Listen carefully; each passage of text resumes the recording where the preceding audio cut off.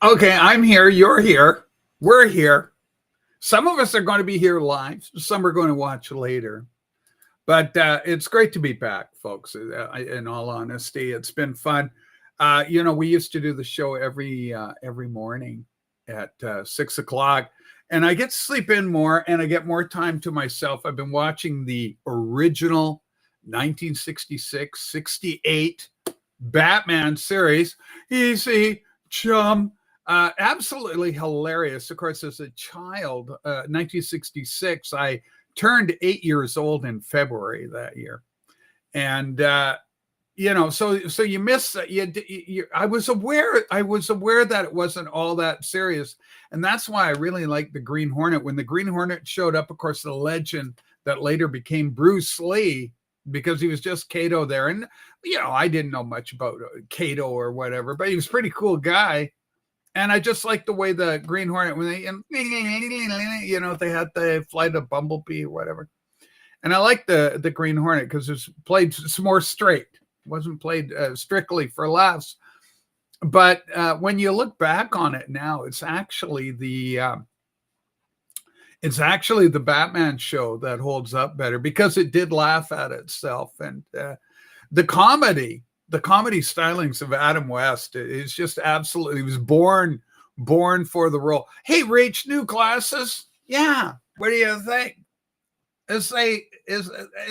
They're tortoise shell, like a turtle. Oh, I love turtles. Anyway, good morning. It's good to see you. Plastic sound wave cult, all the way from California, out in the deserts of the wilds of California.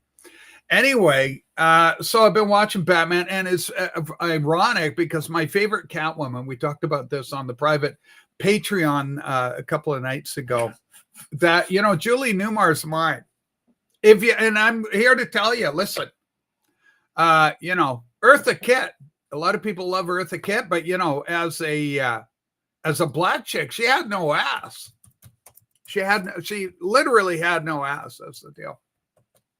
Coitus shell. I call that Monday. Okay, so what do we got? Vinyl Community. Happy birthday, Mazzy. Mazzy's just had a birthday. My buddy Johnny's here. Johnny L is back with a vengeance, bigger and better than he ever was. No way is Mazzy 80 years old. He looks like he's in his late 60s. Holy smokes, what a compliment. And of course, Tokyo Record Style, he's chosen not to go against me this morning.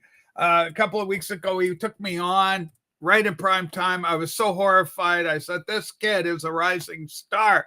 I'm a fading light. I was big in 42, but now what do we got? Nothing but hot dogs, leftover hot dogs, which is the worst thing in the world. Tokyo Record Style Brian, we haven't had him on screen in a while. Maybe, just maybe, you're going to be the one to save me. But after all, you're my wonder-all. Go look at that ass, Johnny. You may like her ass, but you go look at it. It's Julie Newmar is the one and only Catwoman. No, forget Lee Merriweather, too. She doesn't count. I'm in Vancouver, Washington now. What? Had to move. You know why? Holy shit, man. Are you kidding me? You're closer. You're just a state away from me. I'm in British Columbia. We got to get together, man. That would be incredible. Anyway, and then we got Scoosy's in there. Ian, you are there. I will keep thinking, what's going on?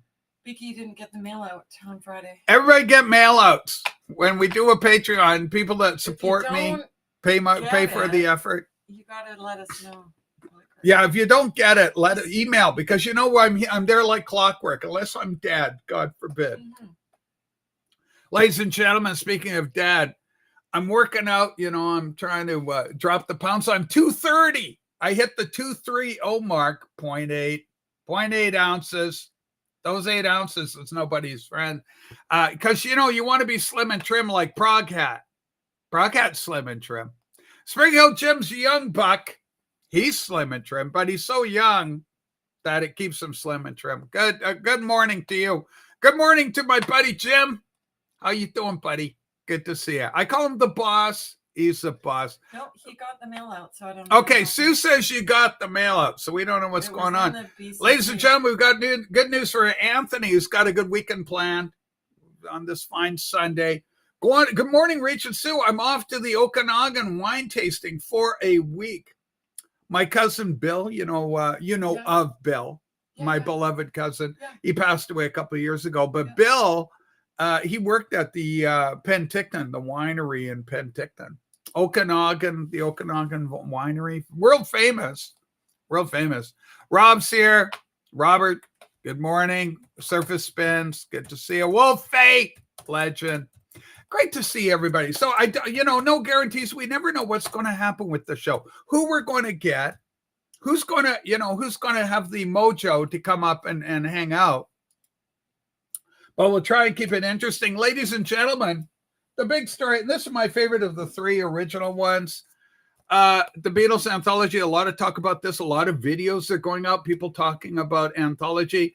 They've already released Real Love and, Like a Bird thing, Free as a Bird. Those two songs have been remastered. The whole set is being remastered. Now, I own the big book, the big heavy silver book. I bought that, back in 95. And I was, it had been a long time since I bought anything Beatles, but when that came out in 95, it was kind of during a lull in the Beatles merchandising, marketing. And so I picked up that. It's kind of funny. It's like comic books with me. I'm an old-time comic book, pop cultural consumer. So I buy hardbound editions of the comic books I loved as a child. Collected editions, right? They're not cheap. They're expensive, but they're cheaper overall, collectively, pardon the pun, than what you would get if you bought a single comic book, which some of the late 60s comic books called the Silver Age, which was I'm part of. I'm silver, like my hair. I'm Silver Age. And so the 60s, I really am a child of the 60s, literally a child in the 60s. Batman, Superman, all that stuff. The Fantastic Four, my favorite. Marvel, DC, Harvey comic books, Baby Huey, Gold Key.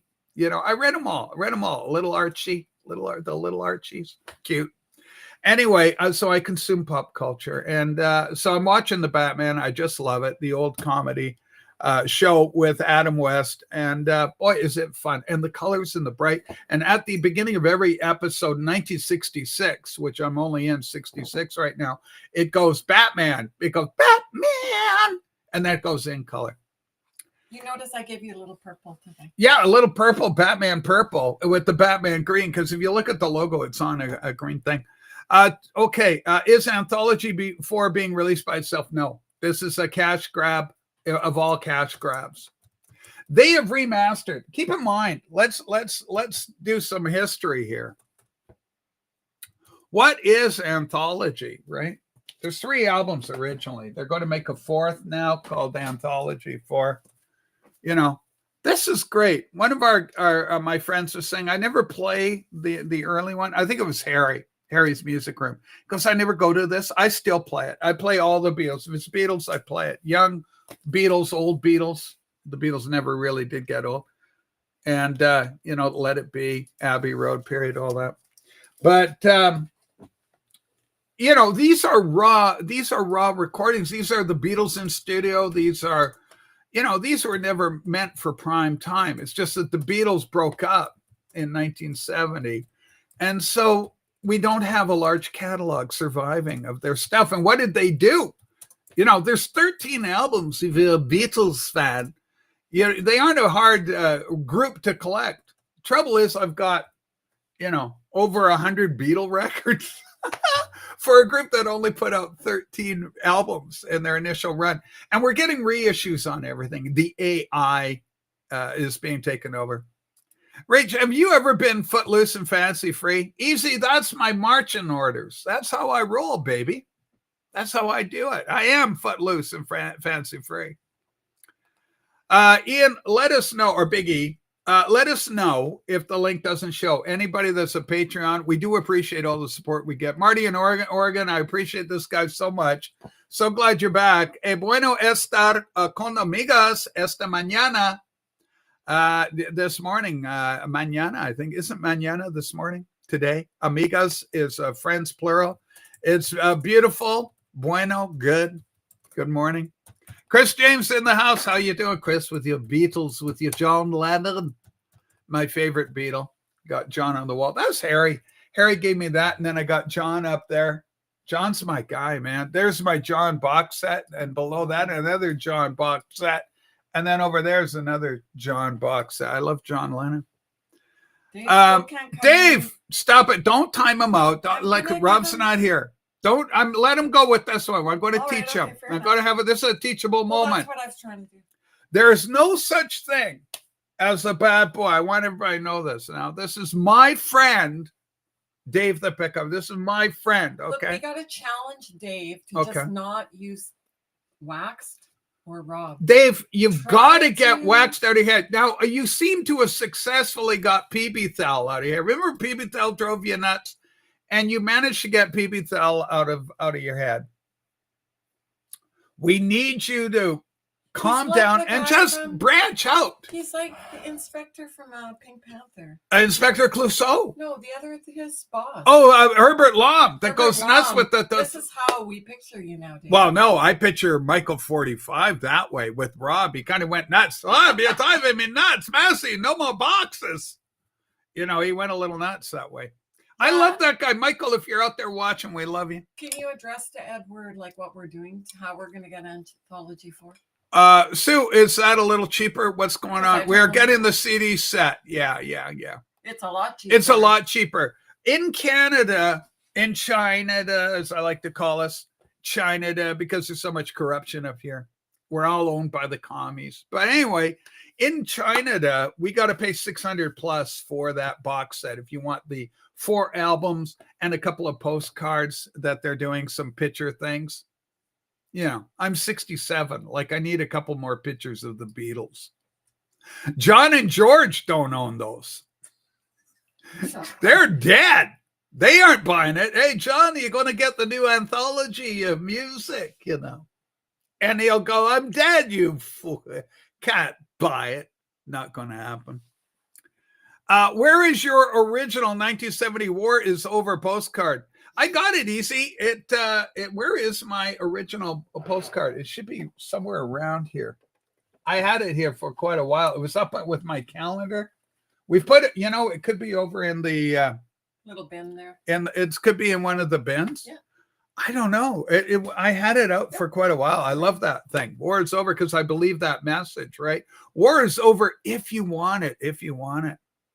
So, Marty, I really appreciate our theological discussion. Marty, over on the Patreon, we had a great theological discussion. I was meditating, contemplating. I still think there's no way around it as a Christian to disavow the notion of original sin. We're all born, because the same way you inherit eye color from your parents, either mom or dad or your grandparent, whatever, there's a gene, chromosomes. You got 23 chromosomes. On those 23 chromosomes are, you know, I don't know how many, thousands, millions of genes, right? And so as you inherit your chromosomes, as you inherit your genes from your parent and your grandparents and so on and so forth, going backwards, so also we as a species inherited the original sin of our great grandparents, and add many more greats to that, Adam and Eve. That's what Christians believe. And so we're all it's part of our inheritance. We're born out of the gate, even as little babies, you know. And my feeling about the whole thing, my orientation is that we're inherently self-seeking, self-fulfilling, self-desiring. We want for ourselves, we don't want for the common good. We really don't. We're not oriented that way. And in fact, Darwin, for you Darwinists, and I'm not Darwin at all. I disavow Darwin. But if you're a Darwinist, survival of the fittest means fuck you. I'm taking it, you know, and forget home invasion. Yours is mine. We should all be commie bastards. Fuck you. I'm taking that for me. You know, selfishness and self-seeking. Top dog. Top dog. I'll be top dog. Not you. I'll be top dog. See, I'll crush you. It goes, I will crush you under my heel to be top dog. So it kind of goes like that. So that's my feeling. Now, having said all that, I love the liberty. Where the Spirit of God is, there's liberty. And so if I'm dealing with somebody like Marty, who it takes a hard line against this, I hate it. The whole idea repulses me. Then I would say, okay, forget it then. Let's throw that doctrine away. Let's not, emphasize it overly so if it becomes a stumbling block. Let's get to the truth of the matter. But you got then that you take a step further. Have you ever been self-seeking? Have you ever sinned? Because at the moment you do sin, and you can pick your sin. None is perfect. Loki Tio's like a Batman villain. He's like a Batman villain. You really are insane, aren't you? No, I'm really a Christian. Are insane. I want for the common good. Sorry to disappoint you. I don't believe that for a second, Hurt. There's none good. There is none that seeketh the God. They have all gone out of the way. The wages of sin, my friend, is death. This is Sunday. It's good to have a good Sunday sermon. You can definitely turn your will towards making life better for other people. Yeah, but keep in mind, there's no issue for that. But Robin, doesn't mean that you're like pure as the freaking driven snow. Herc, you can't say you're pure as the driven snow. Yeah, and your motivations for everything. Anyway, here's the deal, kids. Is there's two trees in the Garden of Eden where the fall occurs. One's the tree of life, and a relationship with God. The first Adam was made a living soul. The second Adam, who is Christ, was made a life-giving spirit. Praise God. Glory to God. And so, anyway, I think this is fantastic. Loki is Batman. Rachel's the Joker. See, Rachel might be the villain, possibly with your worldview. Possibly, correct. Loki Don't care. Catman. Catman. You felonious feline. But anyway, so two trees in the garden. The other one is knowledge of good and evil, right? Morality, good. This is good. This is bad. The world operates on this principle. We sold eternal life and a spiritual union with God, and we traded it off for a lead role in a cage. Yeah. You Pink Floyd fans know what it is I'm talking about. Selfishness is certainly unavoidable. It's not automatically a sin, though. It's a pendulum. Our very breath is selfish. Well, that's where I'm coming from. But more to the point, Marty, selfishness, like, have you ever fucked anybody over? Right? I had to block Dave, the pickup artist, and that goes against my principle. There's no such thing as a bad boy. There's no such thing as a bad, which I do. I mean, there's a lot of humor. And by the way, if you're watching, you don't know what this show's about, you've been around, you don't know much. Garlicky is good. It keeps vampires away. Everybody knows that. Sue and I are watching Dark Shadows. Barnabas, Sue, is 60 episodes away. He shows up in 210. We're in 160, or episode 160. We're dealing with the Laura Collins, the Phoenix storyline. Dark Shadows fans, 1960 soap opera. If you know it, you'll love it. Cast of characters you cannot avoid loving. So anyway, there's no such thing as a bad boy. Knowledge of good and evil. And so I encourage, connect with God through the Spirit. God is a spirit. They that worship him must worship him in spirit and in truth. Praise God. Glory to God. All glory to God. I'm happy I'm saved. Despite my transgender nature, this is my sin. This is my cross to carry. I got to go and talk to Jesus about it. The devil will go, that's a tranny, put it in hell. And Jesus, I'll go to Jesus, help me. You're my advocate. You're my lawyer. So the blood of Jesus cleanses us all from sin. If we confess our sins, he is faithful and just to forgive us our sins and to cleanse us from all unrighteousness. This is a really good deal. Well, this is quite appropriate as it's Sunday. Yeah. What about species that cooperate and support other individuals in the colony? We're talking about humans. There were two humans in the garden, Tokyo Brian. Okay. The fall of man is not the fall of Adam Ant. Up and Adamant, which was a fantastic cartoon.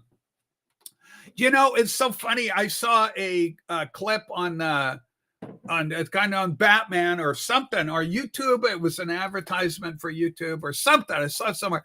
And Touche Turtle's getting a box set. Touche Turtle, again, another one of the, Wally Gator, Magilla Gorilla. Hi, Magilla. Hello, Mr. Peebly.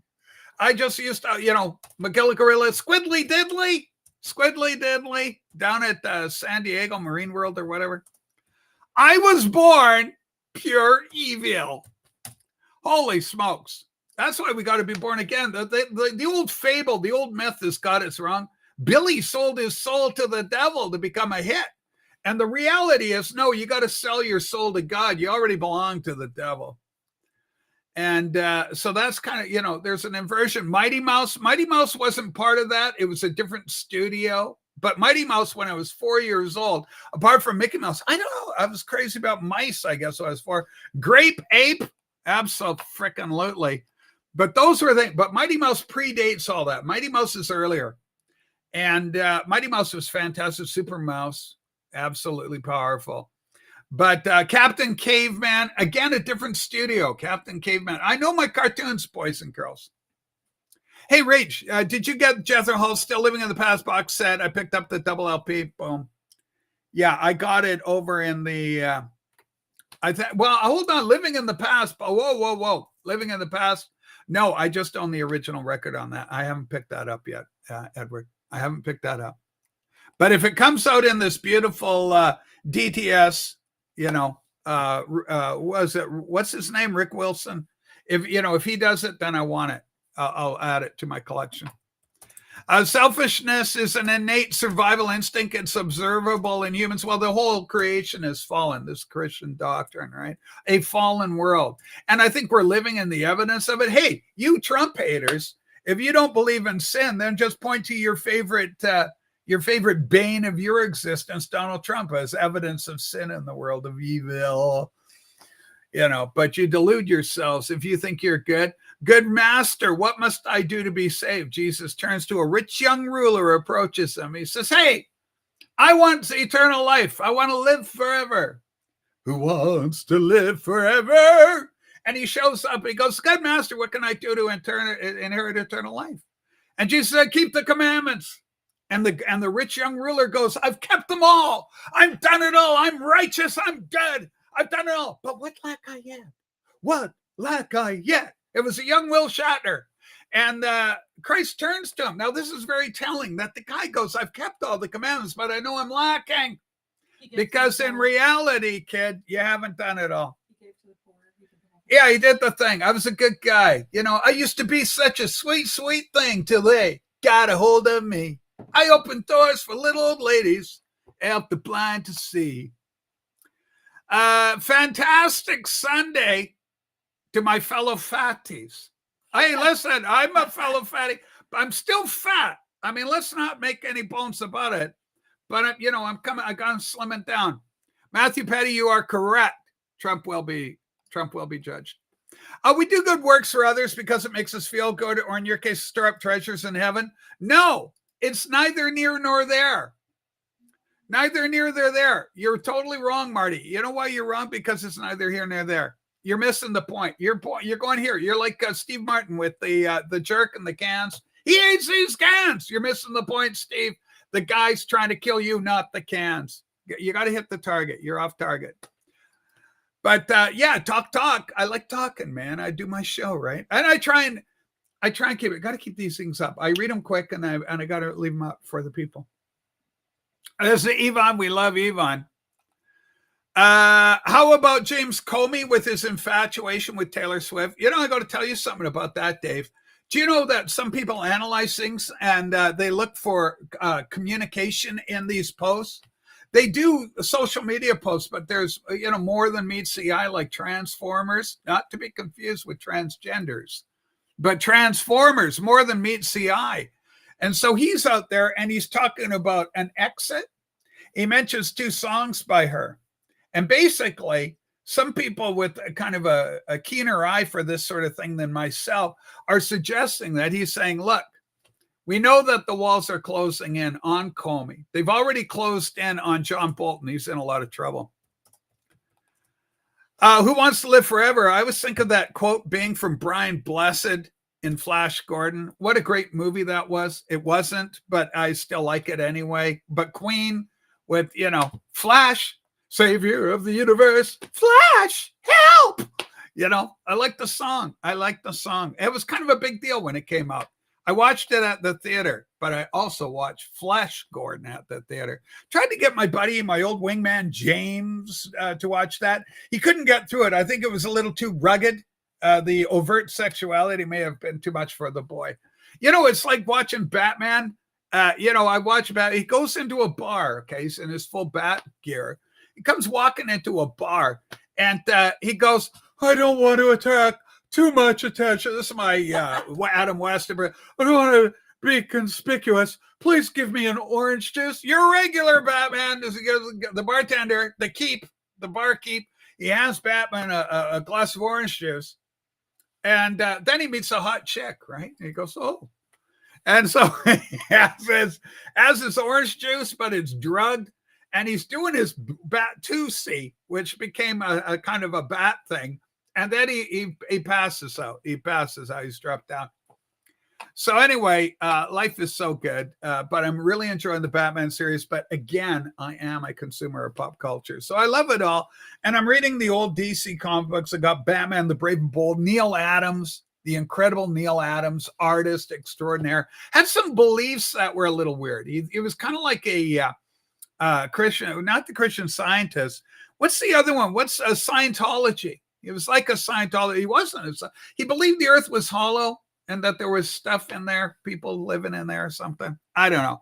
It's one step removed out of the Scientology where you fart the aliens out of your rump. Anybody heard about this? Assholes vex me. They doth vex. Can we talk about the donut hole shortage in the Jacksonville, Florida area? It's a problem. Holy smokes. If we believe in a soul, don't we live forever in some form? The Bible teaches you so. It is a fearful thing to fall into the hands of the living God. Don't fear him that can destroy the body, but rather fear him that can destroy both body and soul in hell. So I make of that what you will. Someone roofied Batman. Exactly what happened. The Cape Crusaders down. They get roofied a lot in that program. A lot of colored smoke. When they intro it, it's 1966. So I'm not in 67 yet, right? It runs 3 years, 66 to 68. 66, 67, 68, right? And 66, they go Batman, and then it goes in color, right? It was a big deal. Color TV was just coming in for the masses. And I remember the first time I ever saw color TV, it was in Winnipeg, Manitoba. I was living there at the time, 1967, 68, maybe. We're watching Space Ghost. Space Ghost. Yeah, it was incredible. I love Space Ghost. Hanna-Barbera. Those icons of our childhood. The same studio that put out Squiggly Thiddly and Douche Turtle. All that crowd. Adam Ant, Up and Adam Ant. And so we're watching Space Ghost, and we're having our cereal where there's about 8 kids gathered around. We all went to the Carlson's place. They came up to Winnipeg from Chicago, Illinois. So we're watching Space Ghost, and it's color, and we're mind blown. We're 8, right? And we're eating our Cheerios, where the hell we're eating this colored cereal. And we're all eating them. Mrs. Carlson brought us all a bowl. And so we're eating our colored red dye number 3 and green number 4s, and we're just munching away. And we're watching Space Ghost, and we turned the color up on Space Ghost power bands. They were red, but we turned them so they were just glowing magenta. More color. Give us more candy cereal and give us more color.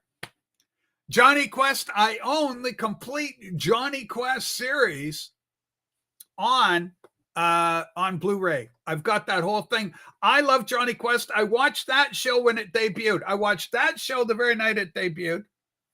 I watched Batman the very night it debuted. I watched The Monkees the very night it debuted. It was part of the culture in the 60s. Network television was a big deal, right? Very big deal. Rachel, I love the Flintstones. Hey, Fred. Hey, Barney. Like, oh, Wilma, it's all like the Honeymooners. Anybody watch the Honeymooners, it's like Jackie Gleason, Audrey Meadows. Right?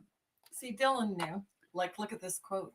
Okay. Okay. This song is so amazing. Okay. What's the name of the tune?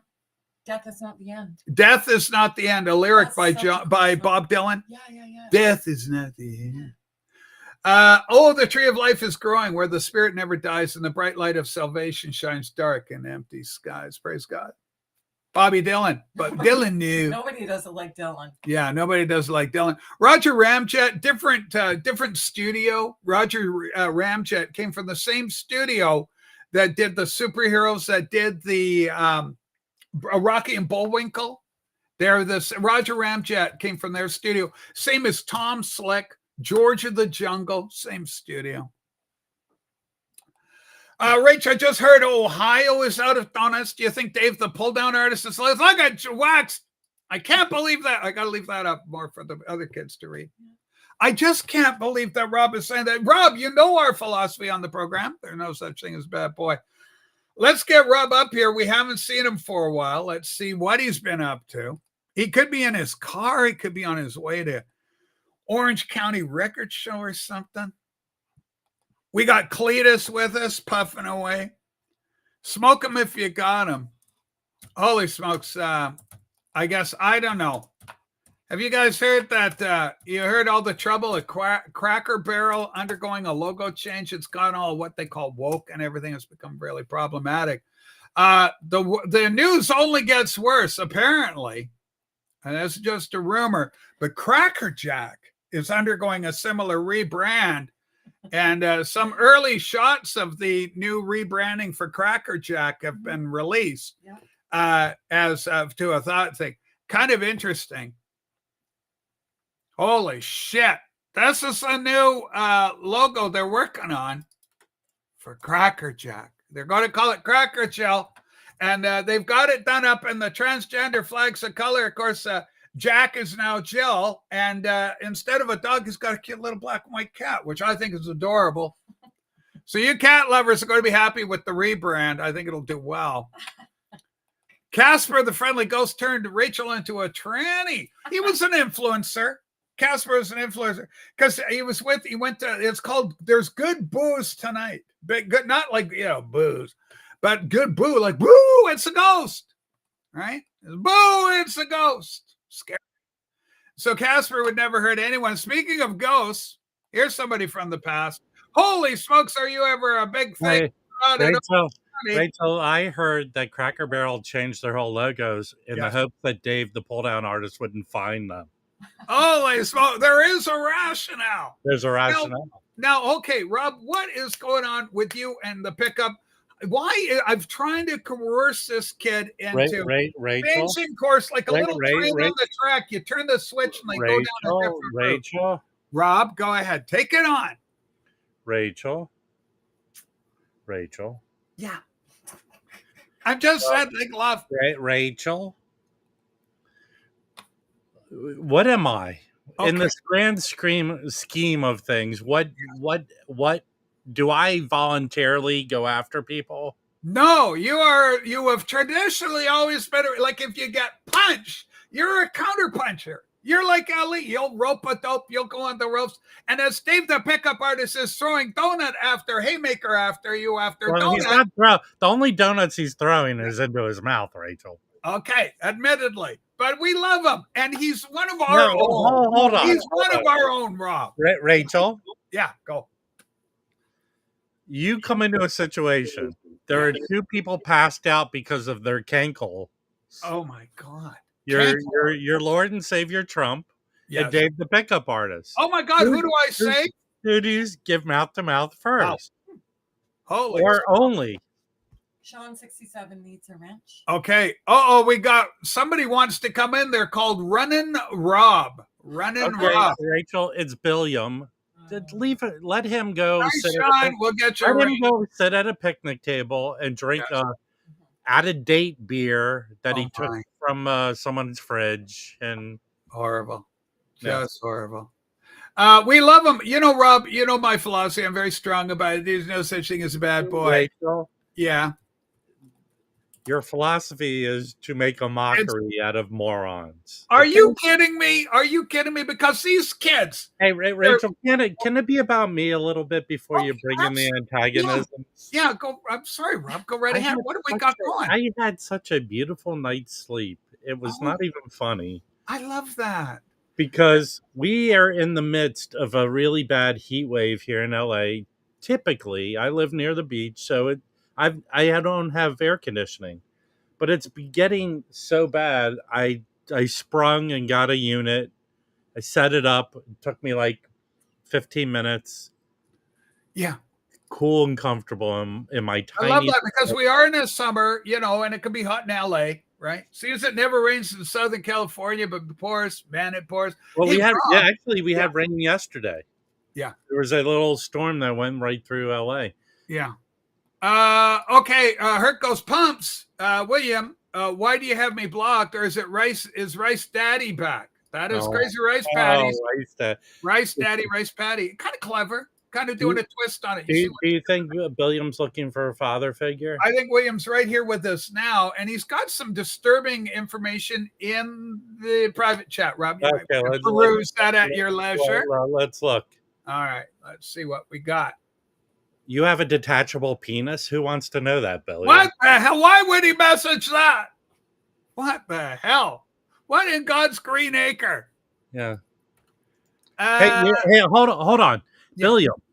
William. Let's say someone sets all your discounted vinyl that you got from Walmart on fire, and you're nearby.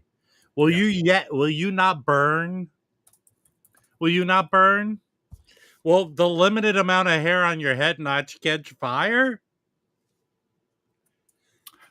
Concert Buddy, this is the real Concert Buddy. It's got to be a real Concert. He's no fan of these guys. Let's be clear about that. Concert Buddy, this is our beloved Chance. Hey, he has had run-in after run-in after run-in, and none of it's bad. Yeah. Do you know what the pull-down artist's favorite thing to do? Have you ever been to a Cracker Barrel, Rachel? Rob, we don't have, and in my many visits south of the border, I have never had the pleasure. I've been to Denny's, but I've never been there. But I've been to Hold on, here's Mazzy coming to us from on the road. Oh, God. Rachel, what the hell is this? Rachel, I don't want to watch this guy deliver food for Uber Eats. Come on, take him down. William, are you working for Uber Eats? No.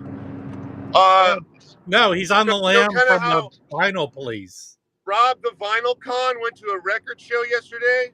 I'm going to a real record show. Where are you going? Yeah, I'm on my way to Des Moines, and I was watching. I'm not fucking with your chat room, Rachel, because I'm driving right now. Yeah. Yeah. We've got Public Vinyl here on the Rachel's Ghost Show with Rob the Wax. These kids, we are seeing increasingly a healing of a relationship, and it's all happening now. Rachel, you are seeing a heal, not a healing. We're seeing a heel, Rob. So you're saying you're still visualizing William as a negative force, dare I say, near do well on the program. Here's what's gone on in the last week. Hold on, Rachel. This moron has been going to people's live streams and trolling them, being nasty and rude and disgusting. That's what this dude's doing. William, don't do that. We've been talking about trying to, get a recovery mark for you.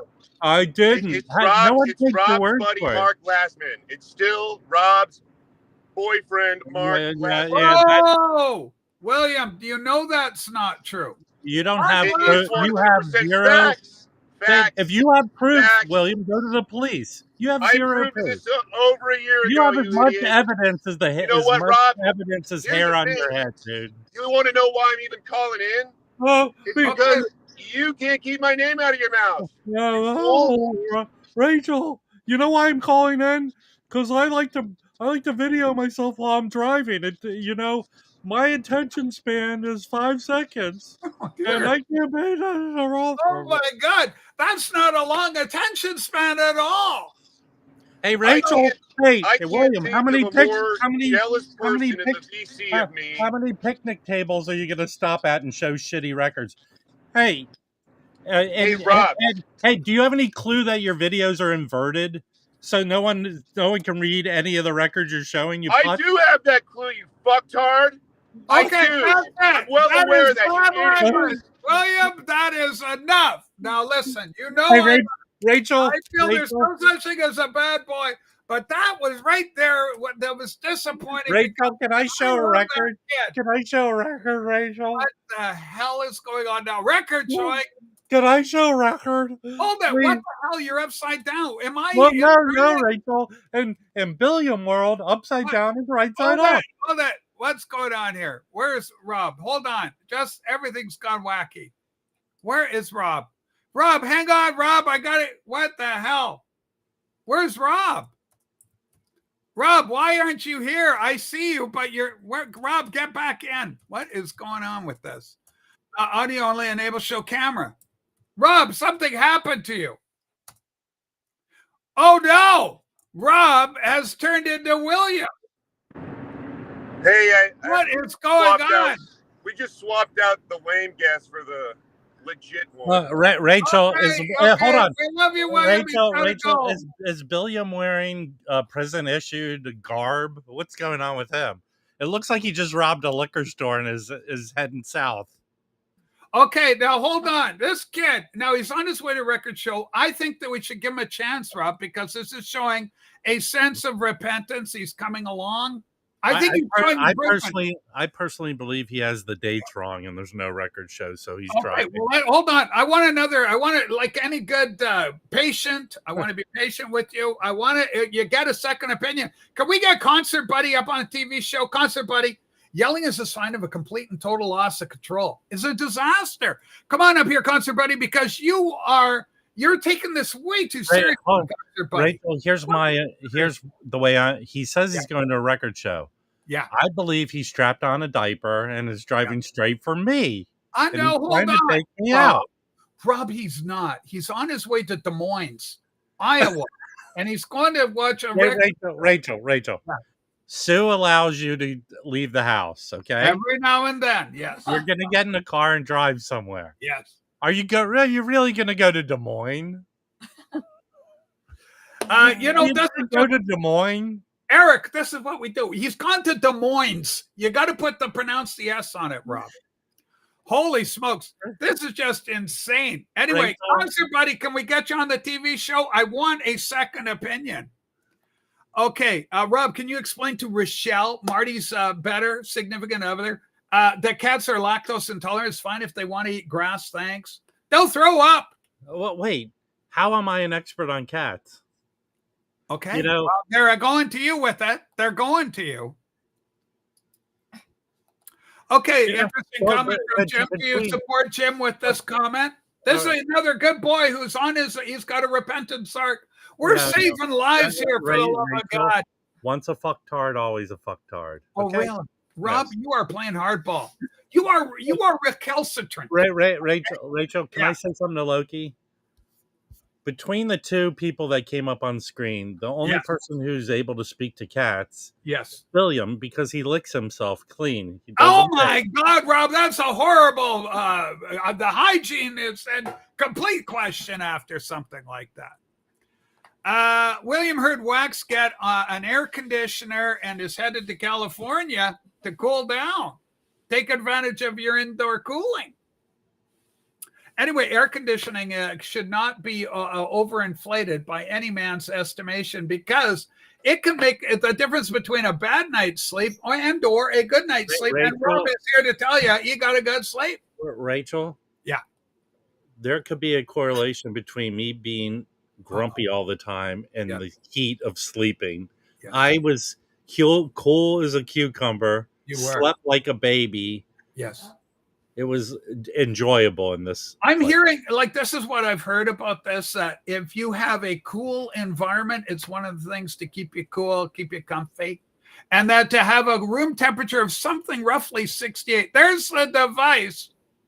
It won't clean your records, kids, but it'll help keep them cool. If they want warp. Yeah. Nick, we're going to talk about Rob's starring turn in it's now been, originally was called, the TV show, it's now called Life with Rob the Wax. No, Rob the Wax. And Rob, you have taken over. The editor in particular was just so enamored, says we need more Rob. Apparently, Mazzy and I ended up on the cutting room floor. Yeah, Rachel, I actually I spent 2 weeks shooting reshoots. Holy smoke. You know, if it wasn't bad enough already, what is going on here? Here we go. Okay, what is this? Okay. Let's reverse it. It might be a little easier for us.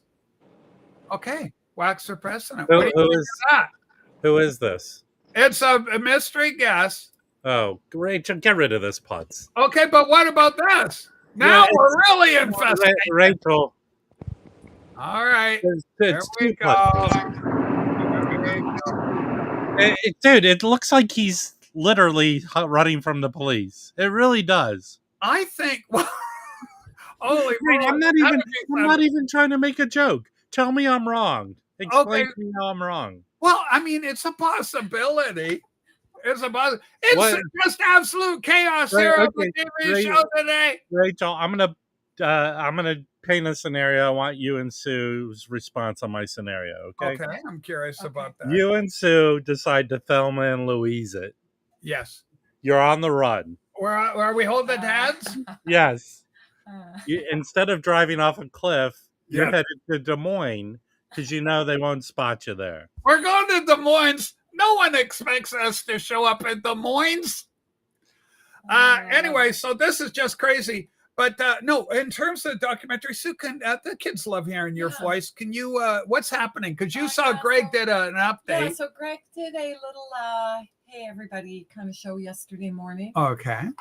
He had a few people watching. There were 6 people watching. I was the only one. I hogged the chat completely. Yes. I'll put up a link to his show. It got a link. There was a little bit of an update about the documentary. Yeah. So he's got the rough cut.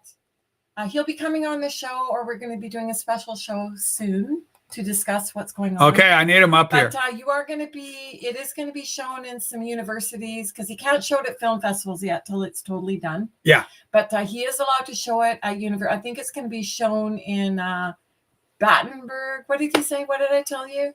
Not Dusseldorf. Oh no, he's going to Dortmund. No. He's in Germany. No. Shit. Okay, I'll get it to you. Anyway, it doesn't matter. So what's the deal? Dusseldorf? Rathburger? I don't know. I can't remember. Rathburger? No.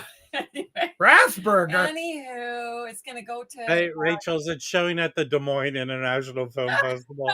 But they have asked to see it, to show it at their university. So it's a lot of fun for them. And I will get that. Yeah, put a link so we can watch Greg himself. Tune in, give the kid a view, help and support him. I think it's incredible. But, OJ.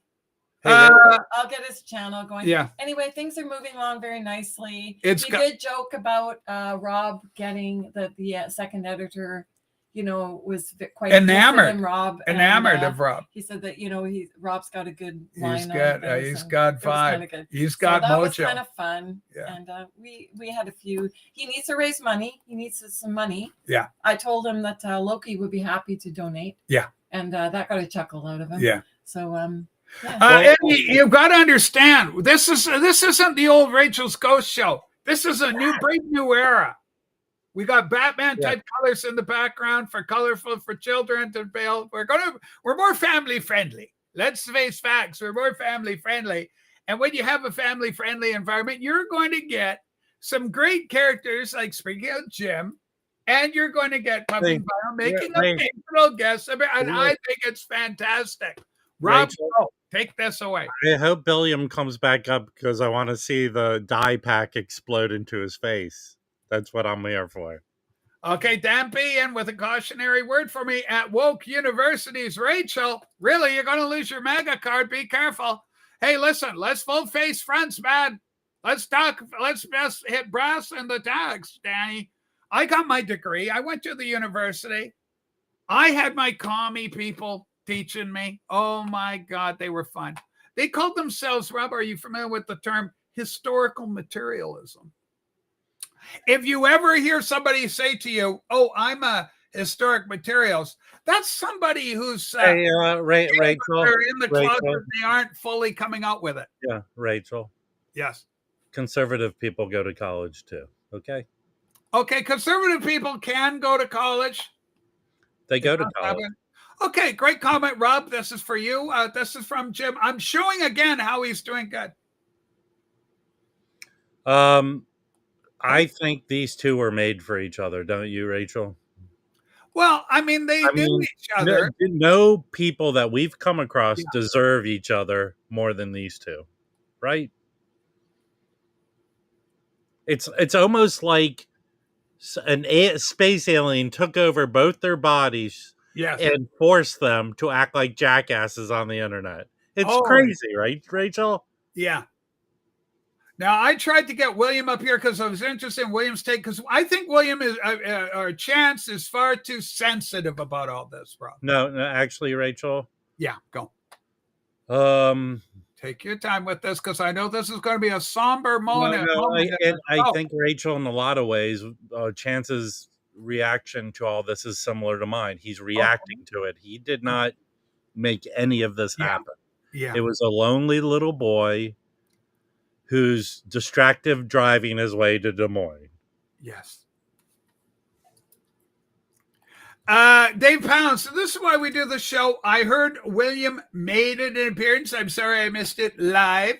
Of course, these things are recorded for posterity. Children, go back and rewatch. It's all there. Dave Pounds, if you want to experience him on the stream, just poke yourself in your eyes and you'll have to see. Rob, that's horrible. William's not like a poke in the eye. That's horrible. No, wait, now that you say it out loud, it makes sense, right? That kind of makes sense.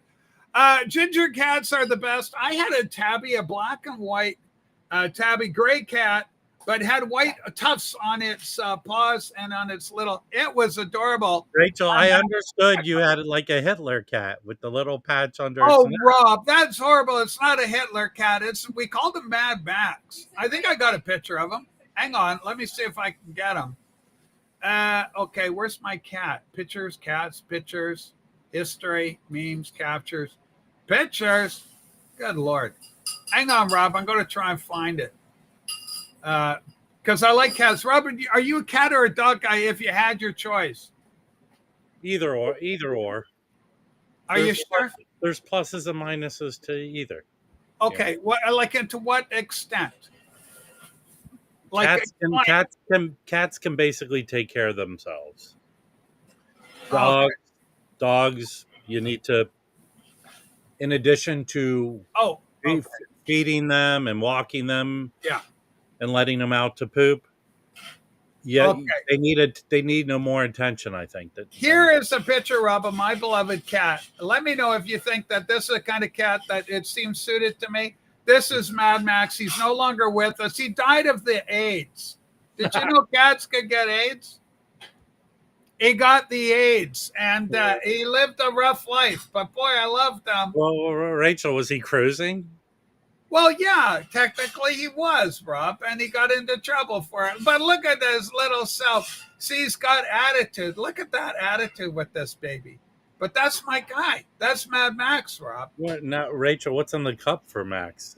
That's coffee. We'd give him coffee. Just like, he was one of the family. If I had a cup of Joe, the cat would go, yo, I'm starving over here. Give me something. I said, okay, cat, we're going to have some coffee together. And it would love the coffee. So that's just the nature of the kind of cat it was. It just loved its coffee. It was part of the family. It practically thought it was human. Anyway, it got, Rochelle, the poor little sweetie. How long did it live? How many years? How long did Max make it, Sue? I'm not sure. It's not a black and white cat, Rachel. It's a tabby. It's a gray cat tabby, but it's got black on it. It's got white, okay? Settle down. There's Pika. Pika loves cats. We love Pika. Okay, and like Jim says, like owner, like pet. You just have a lifestyle choice that can spell ill will. Okay, that's a tabby. I know it's a tabby. He always loved his coffee. That's on his little tombstone. He loved his coffee. That's his epitaph. Wow, this is incredible. What a great show we're having. Great guests. I think sometimes I have to disagree with you and with Concert Buddy. That's why I want Concert Buddy up so we could talk this out. But Rob, you guys take this way too seriously. You've got to learn to relax. Your blood pressure is going up. You're starting to draw on your yellow wall pictures, stick pictures of William. I just told you a story how I'm now living in 68 degrees. I'm fine. Okay. Admittedly, there is a cooler environment. Now, Rob, Mazzy just had his birthday. We've entitled it. We tried to lure him in with a birthday announcement. He did a god-awful post on Instagram talking about, hey, it's my birthday. And then he went on some diatribe, some political rant. And I just couldn't get involved with it. I had to look and go, oh, dear. He's lost the plot. I had to move off. So, Rachel. Yeah. It was his birthday. Let him do whatever the fuck you want. Okay, well, I think he's out at the ostrich farm. Now, here's the other thing. Rachel, you're ignoring my comments.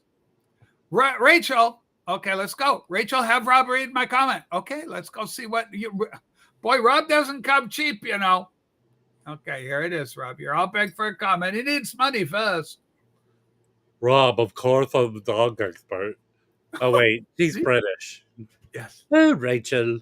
Rob, of course, is a dog expert. Yeah. When was the last time a dog dragged Rob across the yard? The yard.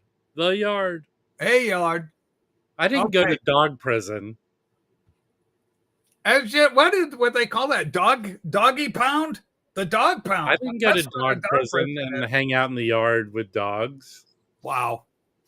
Anyway, you know what happened? My poor little cat, he was going to the vet with 2 dogs, another cat, and he leaped out of the car. The girl that took him, our friend, took him there, but she was outnumbered. She had too many pets for the job she was trying to do. And nobody knew she was even doing this. That's the other thing about it. I didn't know anyway. She put the cats in a laundry basket.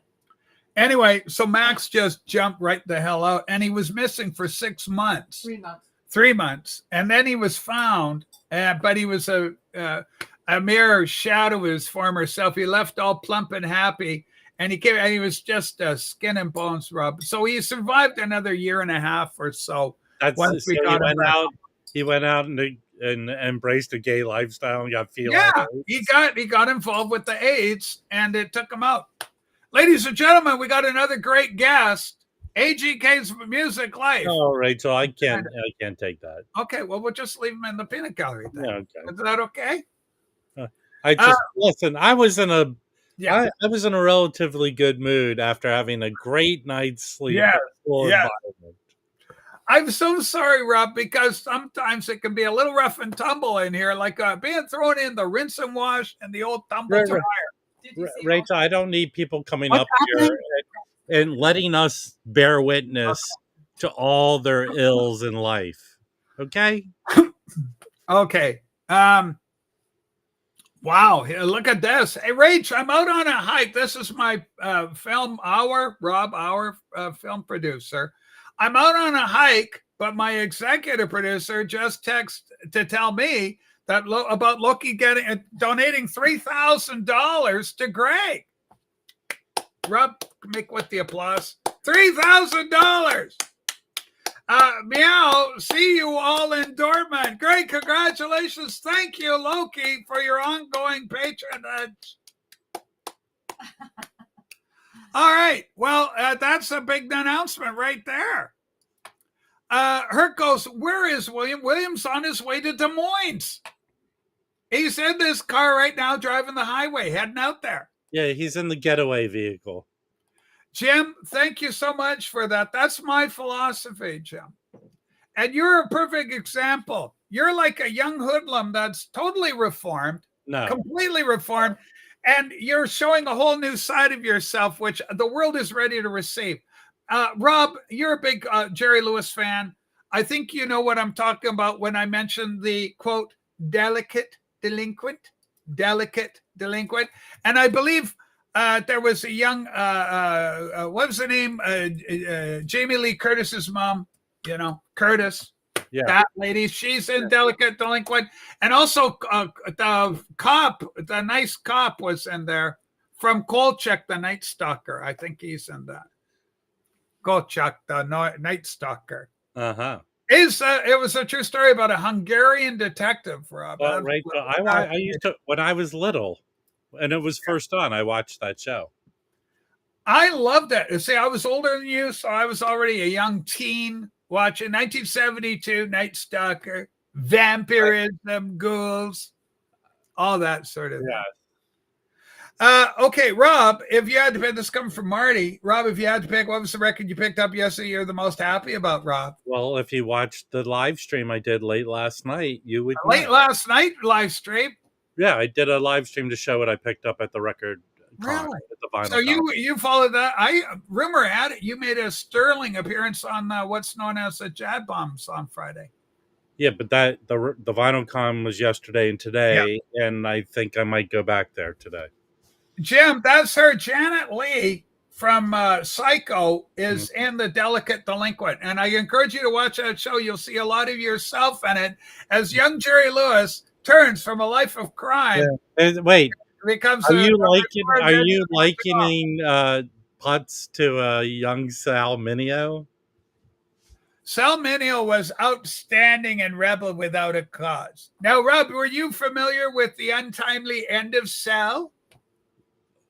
If you come to live in LA and are exposed to the inner city, Hollywood, you hear the darker tales of. There's the dark side. Hollywood. Listen, full disclosure. I better go big for this, Rob. Full disclosure. Hollywood is not all glitter. It's not all glitter. There's what we call a seedy underbelly, a dark side, if you will, to Hollywood. And what Sal Mineo's story is so fascinating. It's one of the darker tales. Rob's going to tell you all about it right now. I know the tryst in the backyard. I actually really don't know the specifics. All I know is he was stabbed to death in the parking lot of a motel, right? Yes. Okay. Because, Rachel, when you drive around LA, especially with Jim Record Collector News, he would point out that's where Sal Mineo was stabbed to death. Yes. You also, hold on. Now, stop it. What is going on? It might be happening to Greg right now, Sue. Maybe Rich should stop broadcast just in case so not to distract him. What's happening with Greg, Sue? He's where Greg might fall down a crevice and have to cut off his arm. Holy smokes, that was in a movie. That was a whole true story in a movie. Did you see that one? Where the guy had to cut his leg off with his own penknife from below the knee? It took his kneecap from below and he survived. That's the amazing thing. Okay, Rob has recommended a terrible movie known as The Rat Race. Bill Kay, if you don't think that's a good movie, maybe you should destroy your TV set. Oh, wow. Didn't Rob recommend a terrible movie to us? No, never. Yes. They're leaving LA. No. The movie he recommended to us was The Stuntman. Yeah, The Stuntman. Now, hold on. That's a great movie. That's one of Rob's favorite. That's his very favorite film. I don't want criticism of it. He's had a perfectly good point. Listen, I am no one to convince anyone to like something I like. Okay? Rob, new prop. I got an exciting new thermos filled with nice, refreshing water for water breaks. Yeah, Rachel. I have a gigantic one right here with a cozy attached to it. Holy smokes. Is that the one they give you when you was a Cub Scout? That looks like it's a Swiss Army thermos, Rachel. Wow. AGK Musical Life with an incredible comment. Rob, and this is something I want you to take to heart. Hope you have all been well. AGK, I bought a Batman on Blu-ray, the complete TV series, but it didn't come with a Batmobile. And I'm watching Julie Newmar, even though she's got a gigantic head, I don't care. She's the best Catwoman. She's so beautiful, and she's got a figure that just will not quit. Yeah, Rachel, though, she is a bobblehead, though. Yeah, okay. That's one Julie thing. Newmar has a gigantic head. I look, but I'm not seeing the big head. Her body was so scrawny. She was not scrawny. She is womanly. No, she was a tall woman, but she had a big, gigantic head. I don't know about that. I gotta Google this. Yeah, and even just go Julie Newmar, big head. Did Julie Newmar have an abnormally sized head? Yeah. Okay, what does it say? Okay. There's no factual information or indication that actress Julie Newmar had a big head. I'm going to make him big on this. Rob, you're big now. What do you think about that? You've been repudiated by internet. Hold on. Can I defend myself? Yeah. 11. She's absolutely gorgeous. Rachel, can I defend myself? I can't even fit her head on my phone. Rob, that's because you've got to stop it. That's hardly fair. That's hardly fair. That is, you are gaming the game. Okay, Dan B, I beg to differ, Rachel. Lee Merriweather, I've got a better figure than Lee Merriweather. Rachel, as far as hotness for me, Lee Merriweather was hotter to me than Julie Newmar. What, are you guys gay? What the hell's going on? What? Who's looking at her head anyway? Yeah, that's the whole problem. You look at who in your right mind is going to be looking at Julie Newmar's head. Let's look at Julie Newmar and measure her head. Okay. So, I'm a gentleman. I don't stare at the breasts. I look at the face. Well, I'm just talking about the overall. Rob, I'm down to a slim 230. It's that overall vacant. Yeah. You got what is it when you use soft eyes? Oh, so bedroom eyes. No.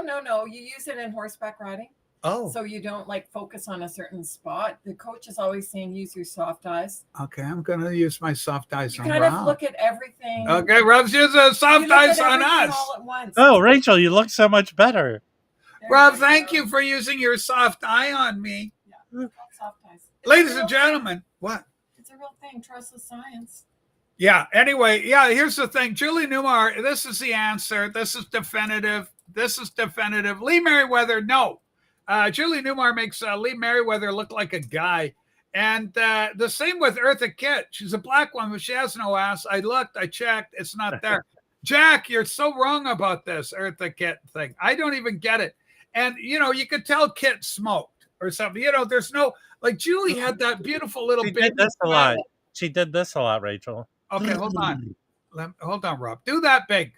Okay, I do recall that, and I'm going to give you a point for Eartha Kitt because she did the very best of that. She was the best at doing that of the Catwomen. But that's her only redeeming grace in that regard. Well, Rachel, hold on. That's great. Absolutely. Rachel, if you're going to go with what cats are, Eartha Kitt was smaller, more cat-like than the other two. Okay. Hey, Rob, on that level, I guess you could say almost like my cat when it got the AIDS. They kind of slimmed down, a little too slim. They called that the slim disease. Have you heard about this, Rob? Slim disease? A lot of people have thought since I've had such an incredible weight loss regime that I've encountered some sort Rachel, of if you're going to continue with this line of nonsense, I'm going to have no choice but to drive to Des Moines. Rob, I don't want you taking that drive. That's like suicide. Holy, don't be saying that word. Jazzmaniac 007. Hey, Jazzmaniac, welcome to TV show. It has been a while. People are still, Rob, are you shocked that people are still discovering the ghost is out and running? We're here every Sunday at 7 o'clock. And Tuesdays at 4 o'clock. Okay, that's what we do. But I also got a Patreon, and if you want to throw money at me, which I like money, I do. $5 a month gets you an extra program. I sit around with a group of intimates, and I yell at you for 2 hours straight. Rachel, anyway, throw $5. Rob, can you do a commercial for me? Here it is, spontaneous. That's a Patreon commercial. Take one, Rob the Wax. Did you eat something that might not have agreed with you?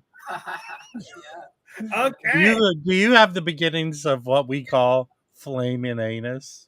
It's the arsenic. Well, if that's true, one way to deal with it is to watch someone who has no understanding of how people act.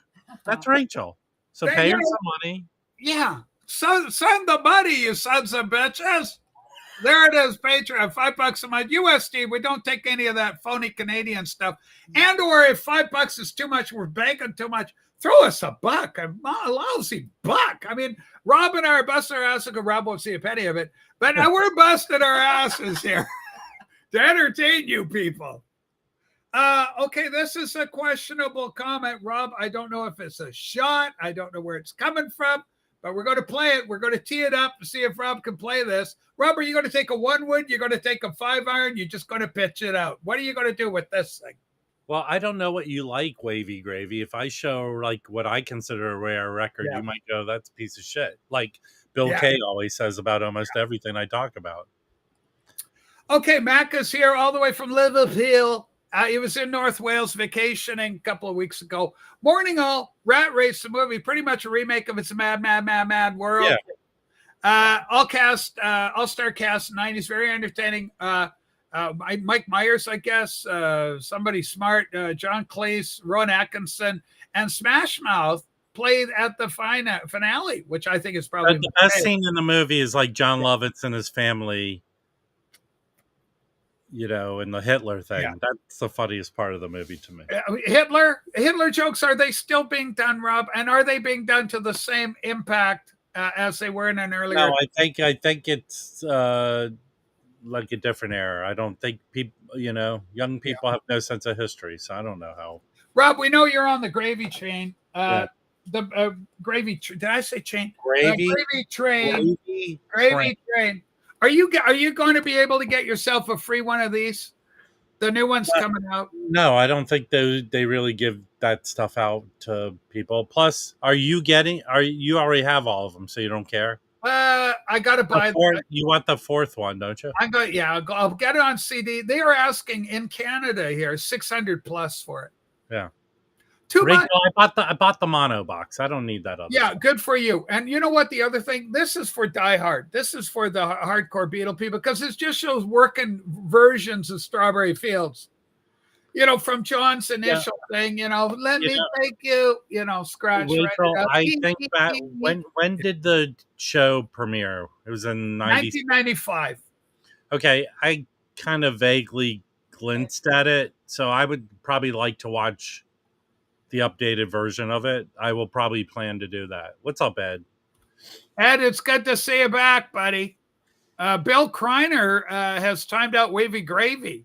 Yeah, Bill didn't like the question. Yeah, Bill, calm down with your timing down. Bill, come on now. Boy, oh boy. He didn't Wavy Gravy didn't insult anyone. He didn't insult anyone, Bill. Use it judiciously. Otherwise, I'm going to be forced to give Wavy Gravy a nice wrench. I just upgraded my speakers. I bought a pair of Paradigm 700 FSs. Massive improvement. Matt, I'm happy for you. These upgrades are really important. Rob is not only is Rob and I have very similar systems. I'm Rega, and I got my Nate 3 Super Nate 3 amplifier. But we've both got Harbeth. Rob has joined the Harbeth family. I've got the HL5 Deluxes. And Rob is coming with the Harbeth bookshelf, which will be beautiful sound. Oh, yeah, Rachel, I upgraded my speakers. Yeah, you got Harbeth, buddy. Yeah. And they are top tier. Are you enjoying it? Is it because there's more, well, it depends what your amp is doing. You got the Luma Luna. Prima Luna. Lupa.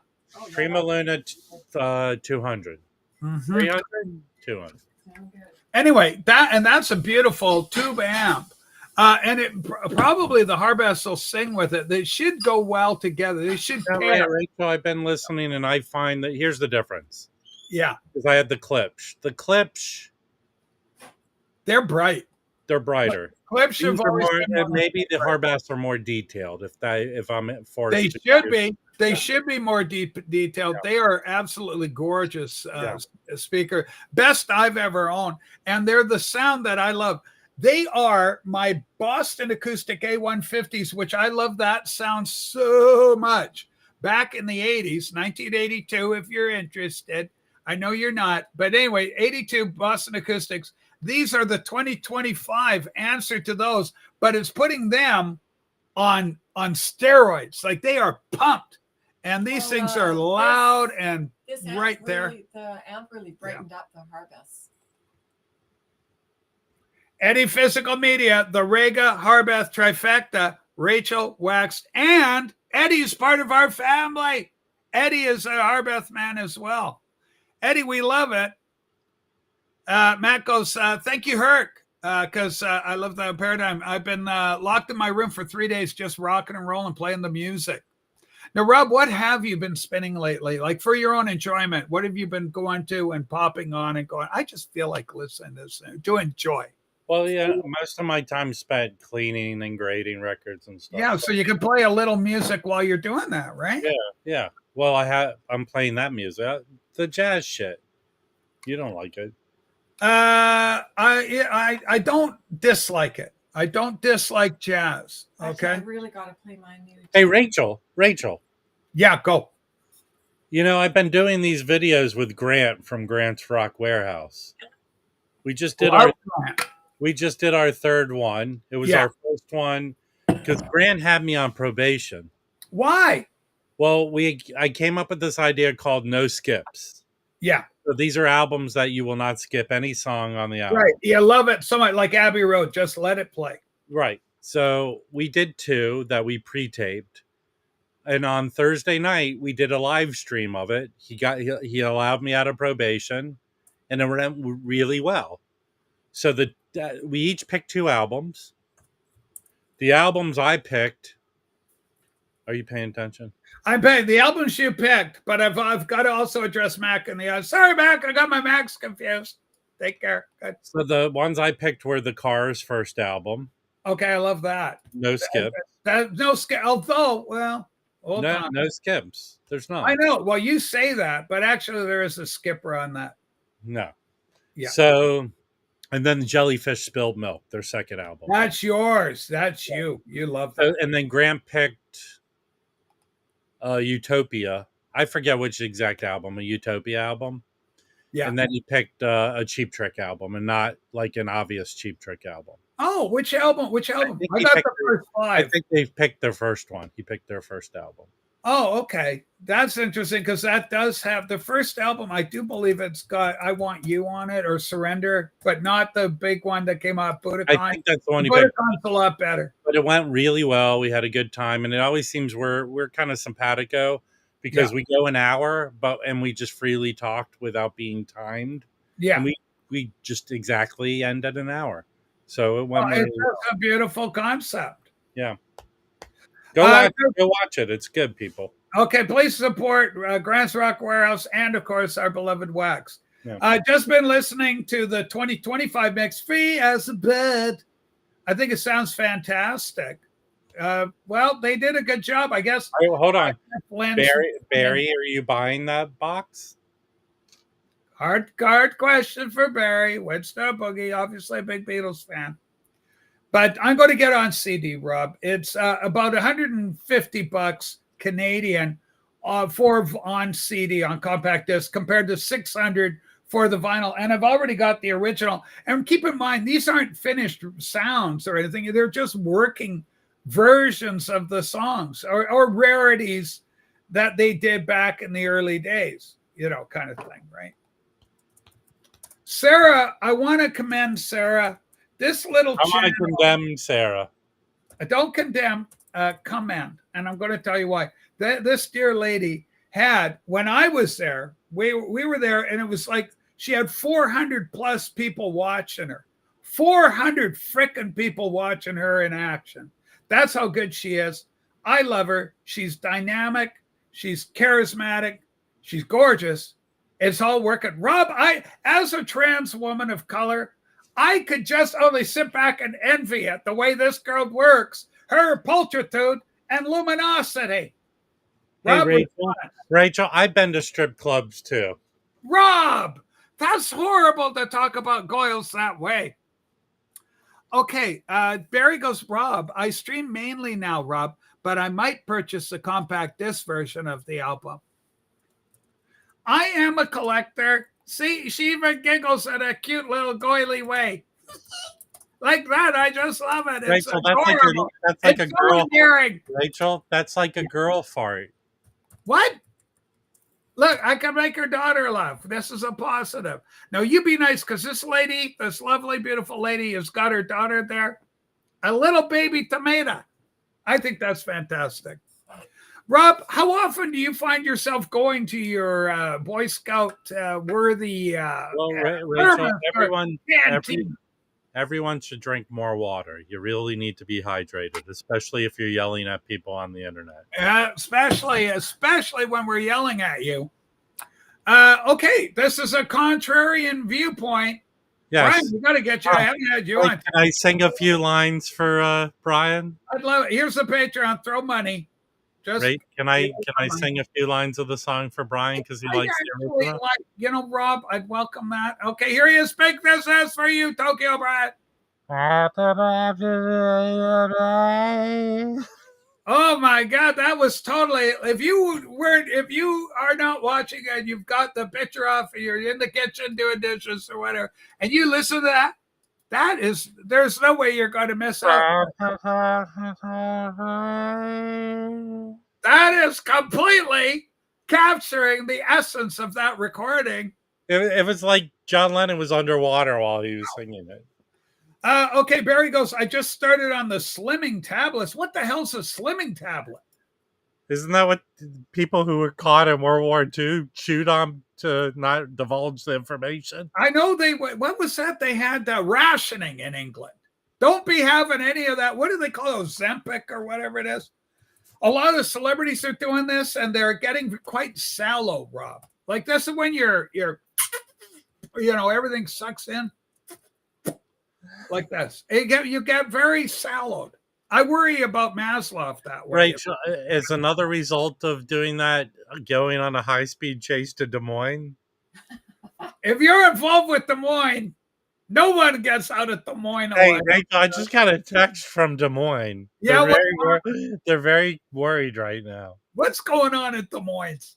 They just said, we're very worried that something might happen. Oh, could be an accident, freeway cluster. Have you been watching some of our newcomers? They don't know how to drive their big semi-trailers. It causes an accident. It's horrible stuff. Okay. Beware of YouTube having Real Love 2025. Apparently all our AI creations by YouTubers. Free as a Bird is the only official Beatles release at present. Free as a Bird. Do not listen to Real Love. Only Free as a Bird. That's the thing with AI. Everybody can have access to AI now to do stuff. Wedding march, right? Real Love was played at when Sue came walking down the aisle to my handsome arm at the time. Now it's a delicate ladylike limb, but at that time it was a rugged, handsome male arm that she would cling to with her feminine delights.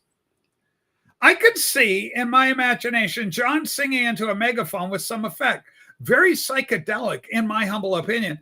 That was lost in the new version. It's a little girl, some boy. Yeah. That's what it sounds like. That is an actual sounding of it. Well, what were the three songs? As I remind They had two. Well, there's the new one. It's Now or Never. Yeah. So what was the other one? And then the other one was Real Love. That's the better of the two. It's Real Love is the best one. That sounds like that was a real song. They were able to put together a real song. Me being such a Beatles fan, Sue condescended, out of love. Actually, both were hits, but the Real Love was the bigger hit, right? I don't know. Free as a Bird was the first one that came out. And it was kind of cool because it had all the Beatle references. Yeah, but it was a good paperback writer. It was a good music video. Yeah. It was just my imagination. Remember that song? No. Just imagination. 80s hit. Human League or somebody did it. No, but the bigger hit was Free as a Bird, right? I think so. That's how I think Free as a Bird was the bigger of the two hits. I think it was because the video with the Beatles, paperback writer, everybody could play. Oh, there's the benefit of Mr. Kite, a kite in the air, the piggies, all this sort of thing. Okay. Okay, well, this is a metal thing. I've actually found a couple of YouTube channels that do artificial intelligence created metal bands, and they sound really, really good with original compositions. No Good Luck. I don't know what NGL is there in the Google. What is NGL? No Good Luck, something like that. Yeah, Sue walked down the alley to Real Love and I Will. Down the alley, that's like... Okay, Free as a Bird was a top 10 hit. This is from our good friend Frank, Mr. Stickermania. If you're not watching Stickermania and you're a Beatle person, you are missing out. This guy is the sweetest, most generous, kindest, I can't say enough accolades for this individual. I love you, Frank. And I saw on Instagram, Mikey Arugula was feeling better, so that's really good. That's really good.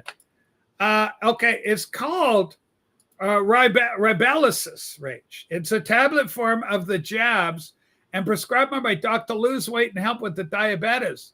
Yeah, you don't want to be getting the diabetes. So God bless you, Barry. We want you healthy, strong, vibrant, and going to be around for a good long while.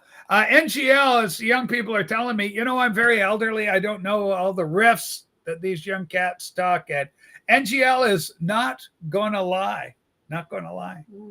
Isn't that kind of cool? Shane knew what it was. Shane, another youngster. I just love the young people that tune in the program. Rob, do you sometimes feel honored, esteemed that a younger, more engaged audience comes in to watch you and me talk and share and witicize about our world and the current problems we're facing? Righteous. We're saying righteous.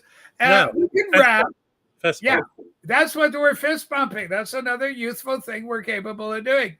Rob, obviously you've got some real fears happening. National Guard. My beloved president sent the National Guard to California, cleaned the joint up. Rachel, in LA, are you concerned yet? You're going to be wrapped up in some sort of Jewish maybe you can answer a question for me. All right, I'd like to take because I'm not a never been in the military. Yes. Don't know how they train the fellas to be able to defend our country. And gals. But is there a part of their boot camp? Yes. Where they train them to stand around and make jokes? So you're saying, are they trained to stand around and just do a joke or two? Yes, because all the footage I've seen of the National Guard, instead of catching violent criminals or dissuading crimes from being committed, all they're doing is holding up light poles and standing against them and then laughing and joking. Okay, I hear what you're doing. This is a very subtle splurge in my presidential decree for the National Guard. I got to tell you something here, Rob. This is going to be a wake-up call for you. I'm telling you right now. So steel yourself. Are you sitting down? Okay, so we got problems in LA. You're being redistricted. Now, there's going to be a redistricting, but now you're in LA. But don't you worry that there's all the action that you could be caught up in some sort of swarming incident by the National Guard? Well, Rachel, you're right in the center. Thanks for bringing up that point. Okay, Rob, you're welcome. So yesterday, I went and met Jim at his home. Yes. To go to the VinylCon, right, Rachel? Yeah, VinylCon. On my way to Jim's, yes, I couldn't get on the freeway. I just couldn't get on. All the on-ramps were closed. Closed?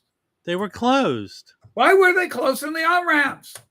And then on my way back home, yes, in the direction of where I live, it took an extra 40 minutes to get back to my place. Okay. Where I needed to get to my brand new air conditioner, Rachel.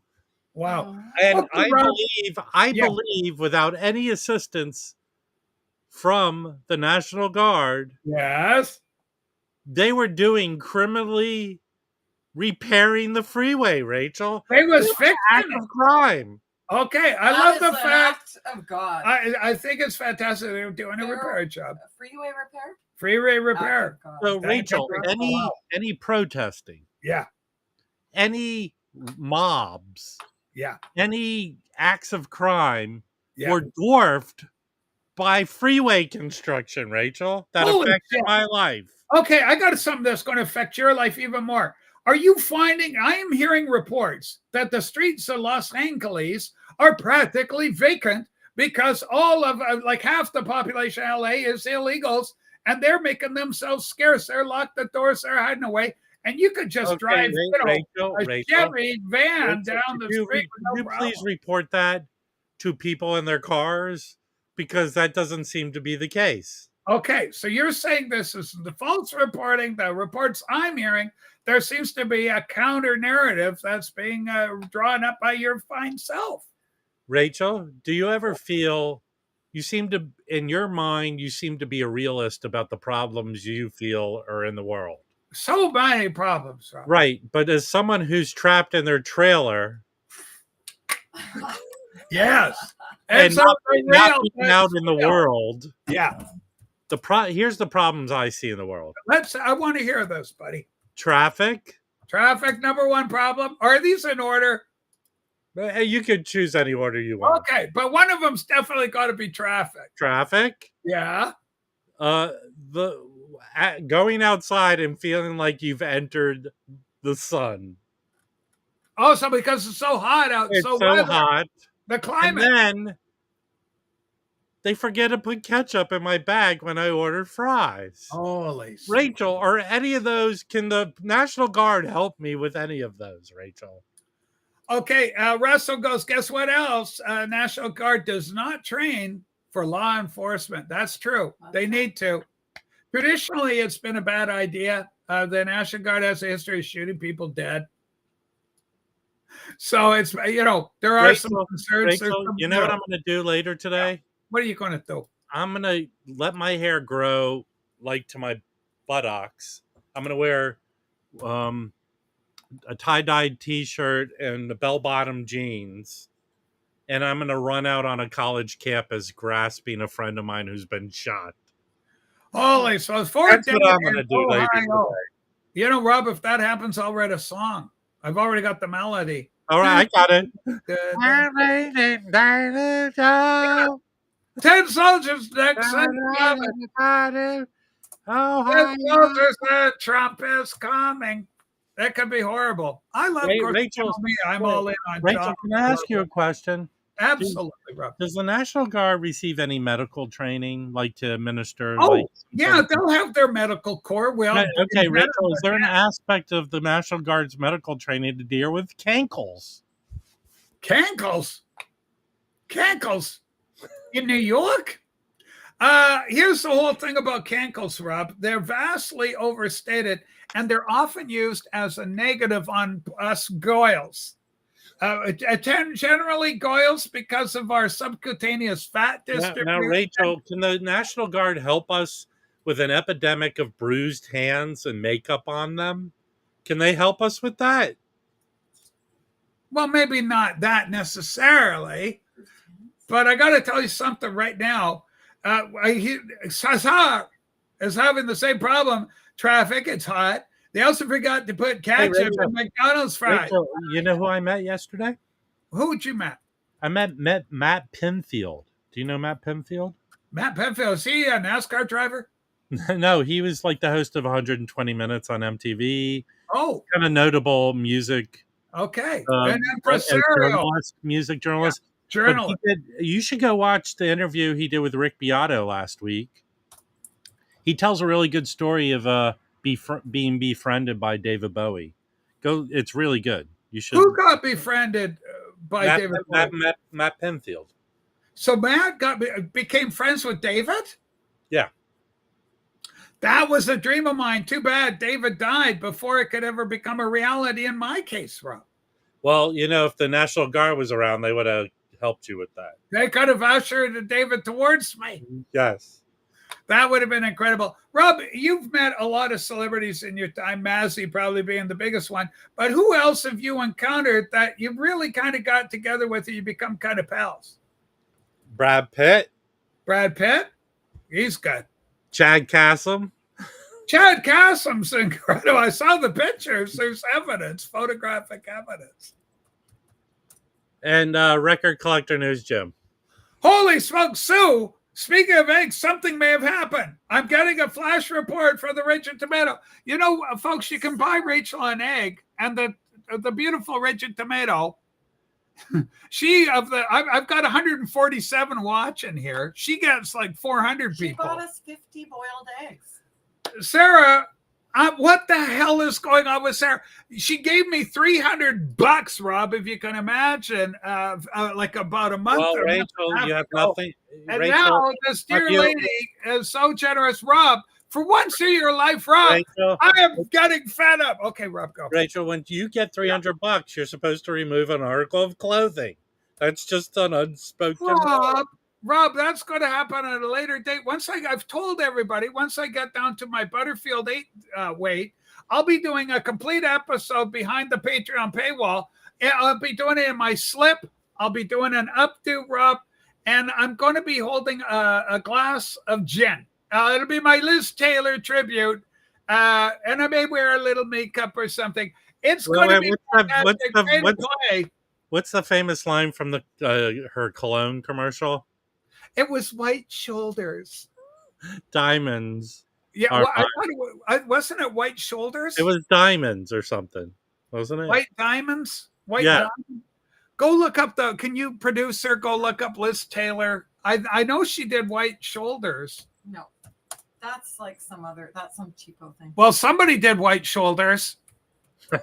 Anyway, Sarah, thank you so much. God bless you. Hey, Rachel, if you only had access to the National Guard, they could solve this question. It was white diamonds. Well, why is shoulders stuck in your brain? Why exactly? Was there a thing called white shoulders? White shoulders perfume? Was there White Shoulders by Yvonne Eau de Cologne? Yvonne Eau de Cologne. Yeah, it's really cheap. Rachel, come on. Hold on, Rachel. I think I have an answer to your problem, Rachel. Yeah, Rob. You seem to suffer from buying your cologne out of a vending machine.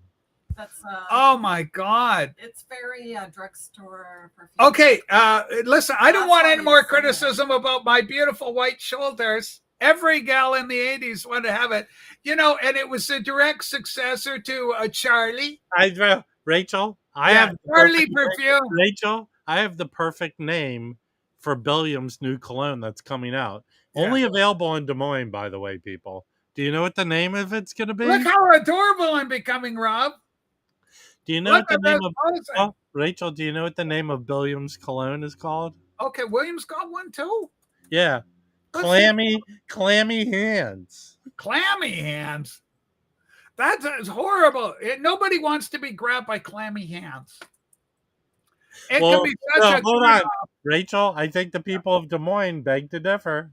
White shoulders no longer popular because of the political incorrectness of it. That's the way it goes. Okay. Oh, easy now. Apparently, no one could come up and be funny today. What the hell's wrong with you, Easy now? Rob, rejoinder.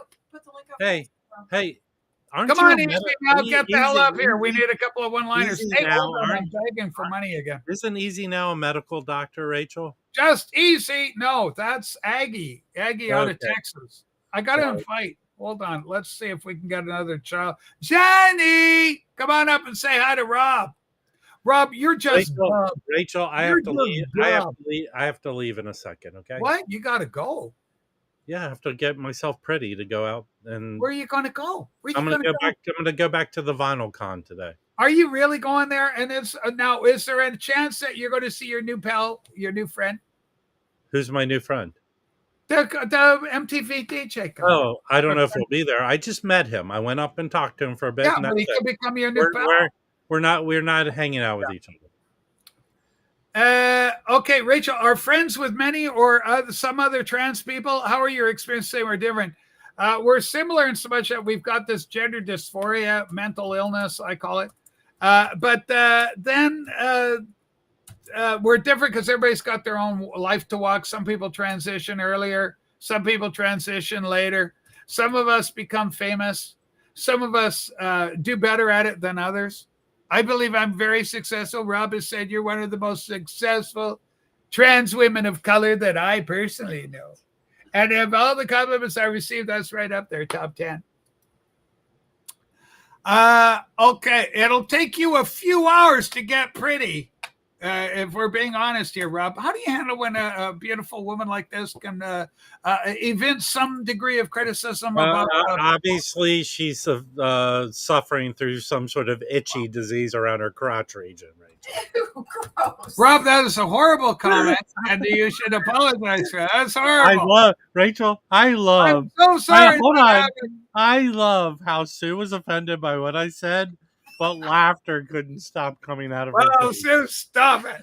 All right. Now, Rob, we got a question that's from PB. He has been suffering from, he just announced it, that he had come down with the AIDS. PB battling the AIDS. We love you. Pibita, we wish you victory over this condition. But apparently, I don't know. That's what I heard. Did I hear it right? Was the AIDS, I believe, is what he's got. And but he's wanting to know, I guess he's fighting bravely through it. Will you be recognized today? I was recognized, Rachel. I was recognized yesterday, but not by someone who I've met before. So I think I here's what I got the sense, Rachel. Okay, this is a weird sense. I got a sense that a lot of people kind of sort of said hi to me like they knew who I was, but didn't go all out going, "You're the Waxed."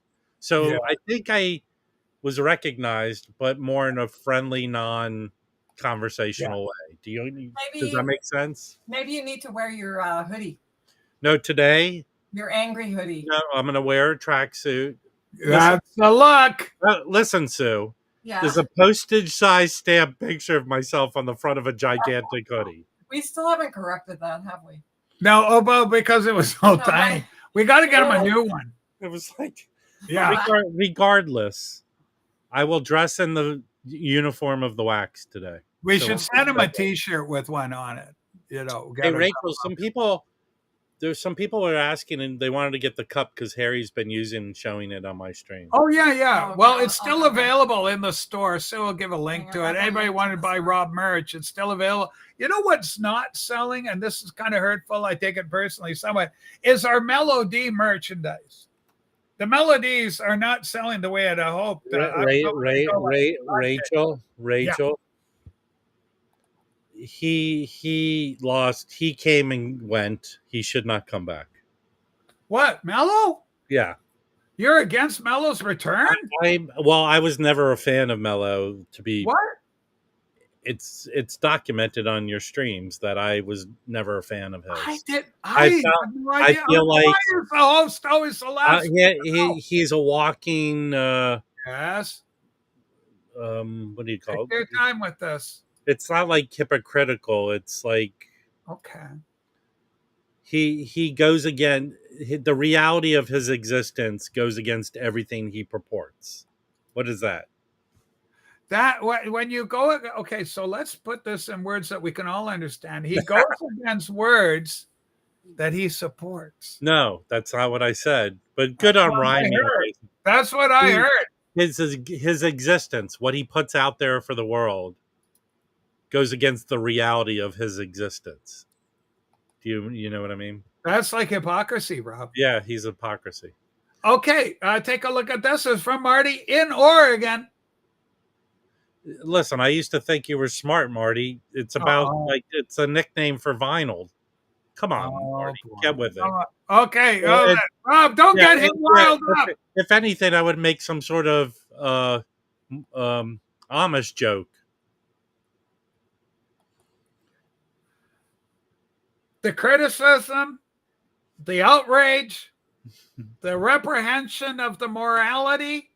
This is absolutely horrific what I'm saying here. Please do not in any way cancel Melody. Every boy deserves a second chance. Every boy. Yeah, Rachel, I've heard if there's stuff I've had enough with in my long life. Yeah.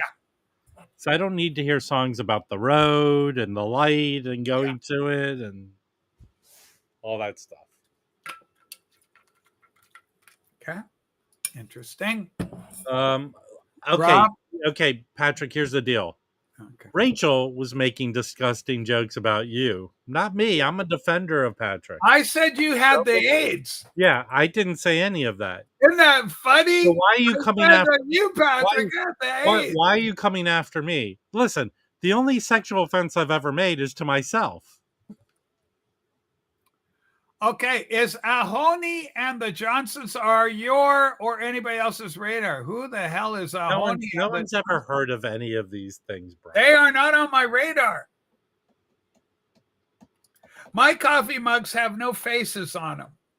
Congratulations. Yeah, way to go, people. Hold on, Rachel. I'm going to make this full circle. Do you want to see me make this full circle? I want to see a full circle. I want you to talk about PBL pillows. All right. The reason your coffee mugs have no faces on them is because you stole them from Cracker Barrel.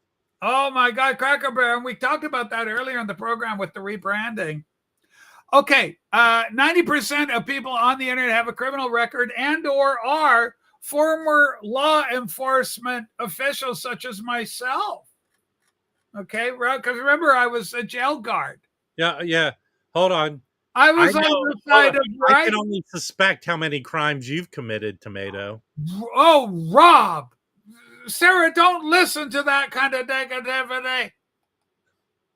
I was following a melody, Rob, not you. You're not the sex offender. There's no coffee mugs with melody on it. No, we got a great shirt line with him. No, we got him on a mug. We put him on a mug too, but he's on a lot of t-shirts. And Rob, you did the art for it. You did the artwork. Rachel, is it true the only proper way to use the melody coffee mug? Yeah. Is to clink it against jail cell and go, Attica. Come on, screw. Hey, you talk tough to the cops. Rach, Rob, Leland Finstag, I miss these times on the daily. Well, here we are for your enjoyment, Leland Finstag.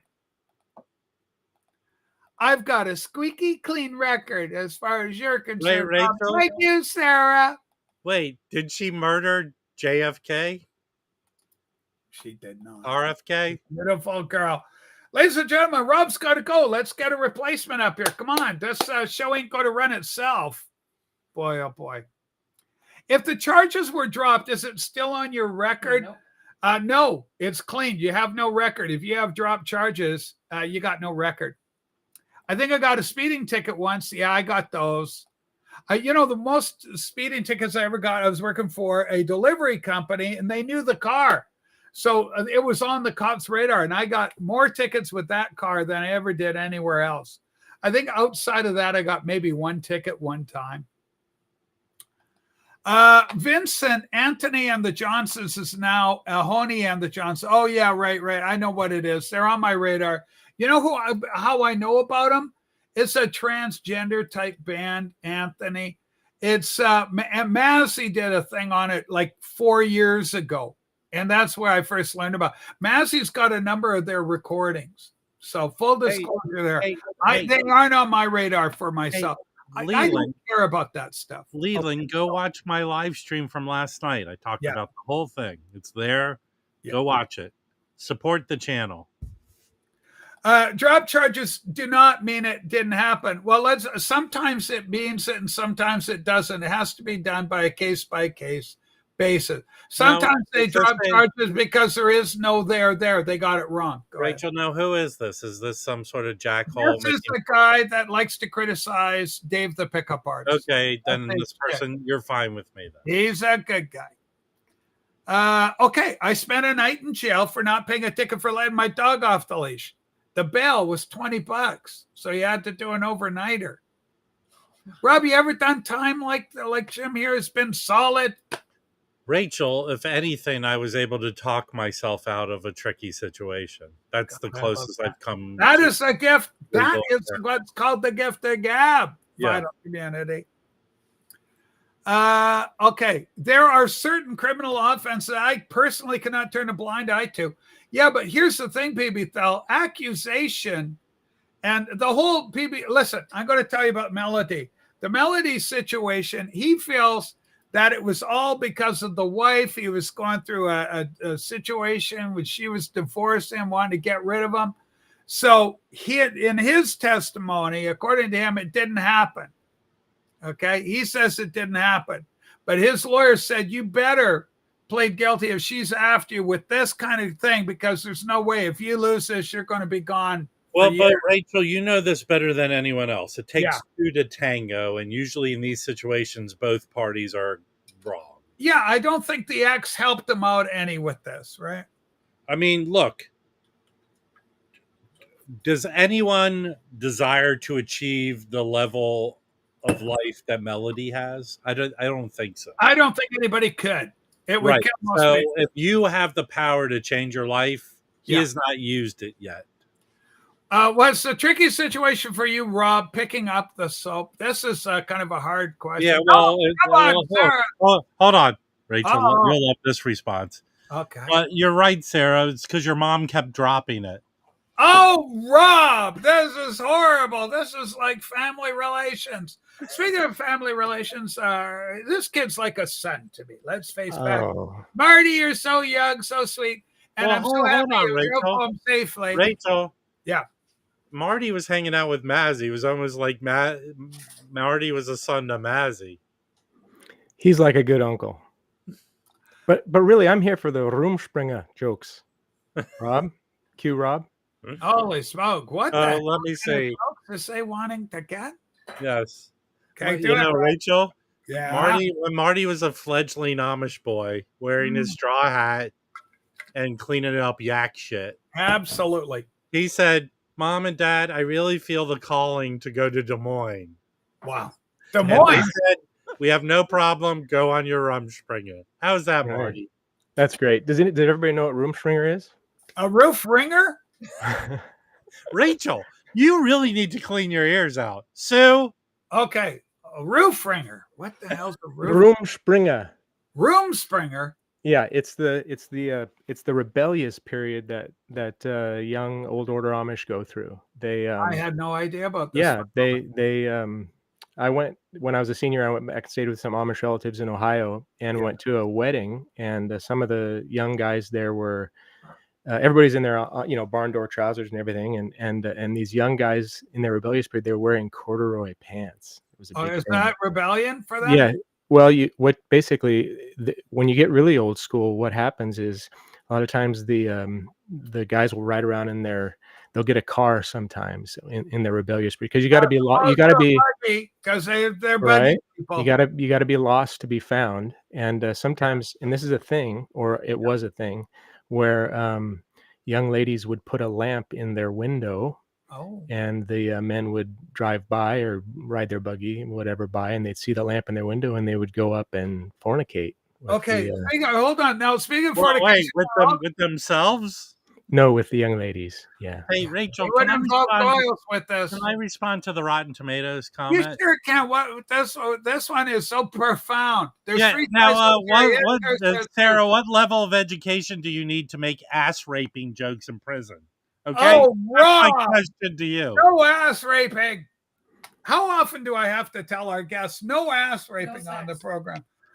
No, Marty, let me take a good gander at you here. Could you just look up? I think those are blue hazel eyes. What's your eye color, Marty? I have green eyes. Green. Oh, that's lovely. So do I, now, did you have, as a young boy, did you have the blonde hair? Rachel, I did. I was a towhead. I have green eyes too, Rachel. God, I could just picture. So, okay, we'll go to Marty for this because it could involve Rob, even though he's Jewish. But I'd heard that there was actual kidnappings that occurred with the Amish. They go out, they find ideally a blue-eyed, blonde-haired kid, but they will take a hazel-eyed kid in a pinch, green-eyed, but as long as they're tow-headed, which is the blonde, and they bring them into the colony, and they reproduce with them in order to strengthen the colony. So I haven't heard of that. That's a new one to me. Problematic. Yeah. You had not heard that? No. Robin, you heard of this, and did you fear, as a young lad with your own green eyes, look at those, just gorgeous, absolutely fetching. So, Rob, as a young kid with your green eyes, walking, minding your own business, say you got your little lunchbox, Roy Rogers, whatever it may be. Rachel, there was a van that pulled up to me as a young green-eyed boy. Yes. With the Rotten Tomato on the side of it, and there was a lady trying to coerce me into the van with a bar of soap. Rob, I checked out your Vinyl Con video. You spent most of the time talking about television shows, movies. I'm disappointed in the recount. This is from Chris, our beloved Vinyl Piper. Listen, you asshole. Uh-oh.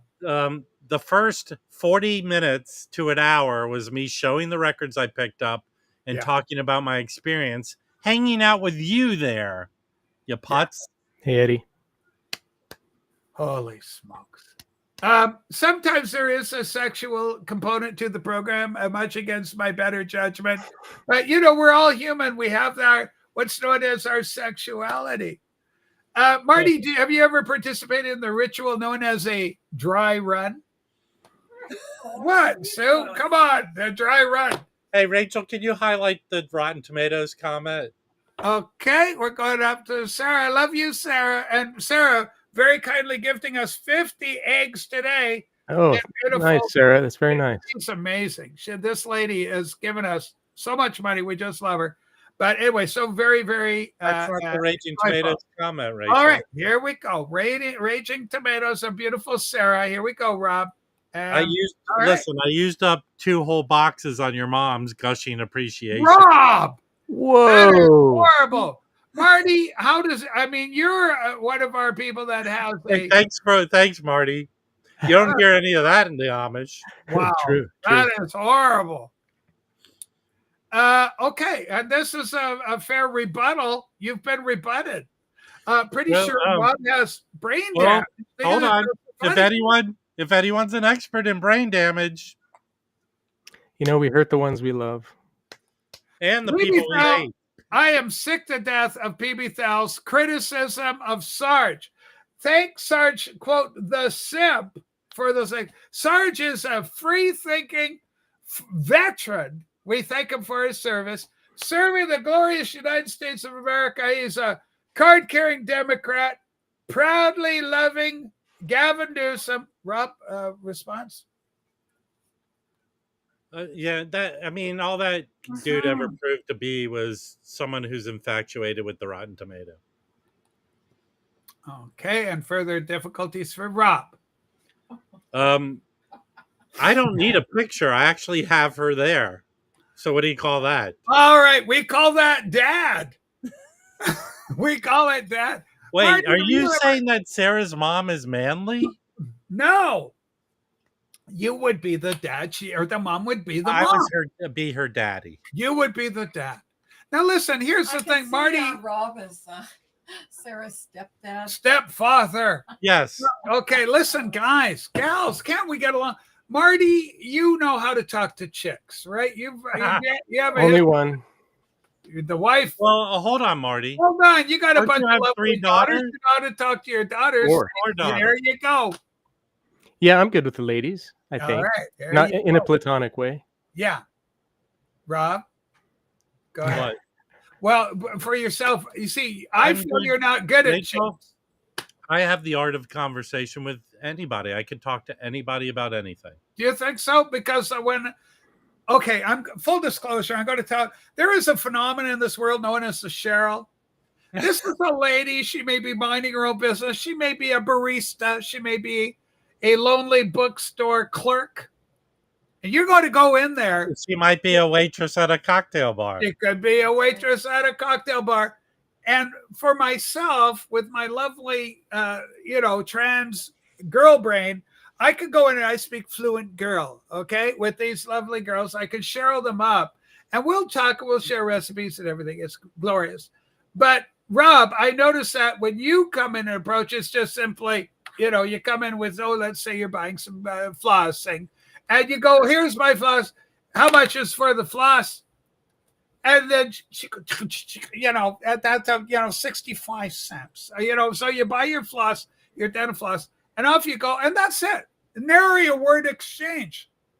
Like, how is our society going to heal if there's this lack of communication? Rachel, here's the deal. Yeah. If someone's doing their job, my responsibility is to allow them to do their job without distraction. Okay? That's the whole point.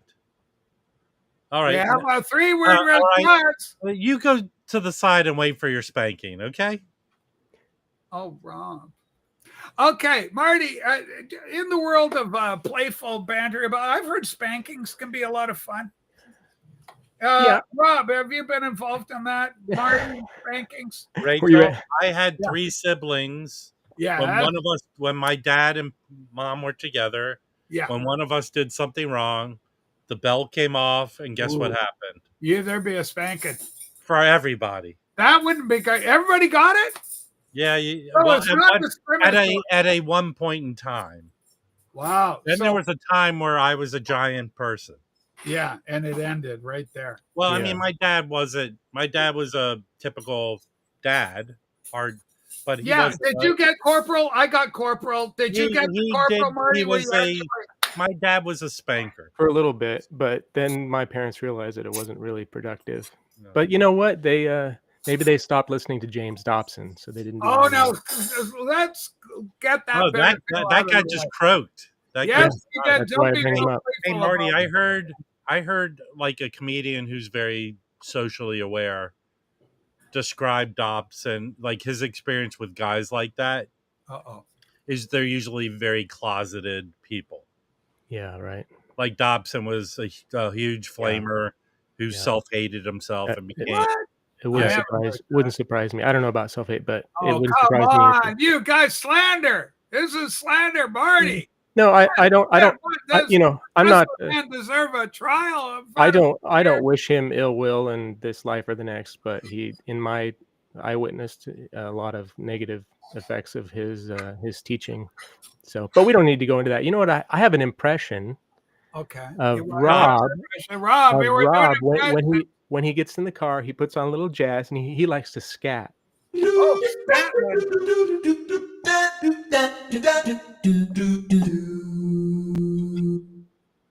that is freaking great. What the hell is that? Rachel, can I defend myself? Huh? Oh, okay, Rob. Go ahead. Can I defend myself? Rachel, when I get in the car, I put on a little jazz and then I go like this. Oh, hold on, Rebecca back. You are better than they say you are on the internet. You are. My God. Rob, that's amazing. But is that a synthesizer you're working with, Marty, or these? Yeah. What do you call that?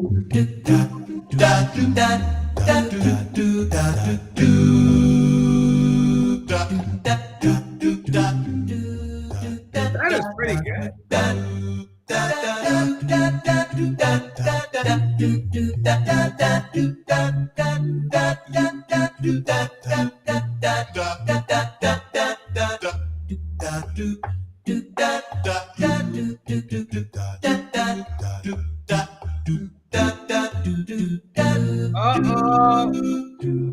Rob, you've been hit with another criticism. Okay. Thank you, Chuck. Okay, and another criticism. They're coming at you hot and furious. Well, scat is what your mom does when we're together to keep the ladies away from me. Her scent. Absolutely horrible. Now, Marty, are you doing a show today? Is there going to be a show this morning? Yeah. I've been off for a couple of weeks because I was with Mazzy last weekend and stuff. So we'll have a show. No guest, but we'll have a hangout. And Rob has promised to dial in from the Vinyl Con today. So we'll see if we can get it. I think that is absolutely fantastic. Matthew Betty says your scatling is annoying. He doesn't like it. Sorry, Matthew.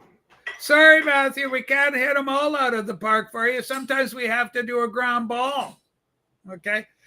Marty, so you love the Orioles, the Baltimore Orioles, your baseball team for some reason, because you're in Oregon. Yeah.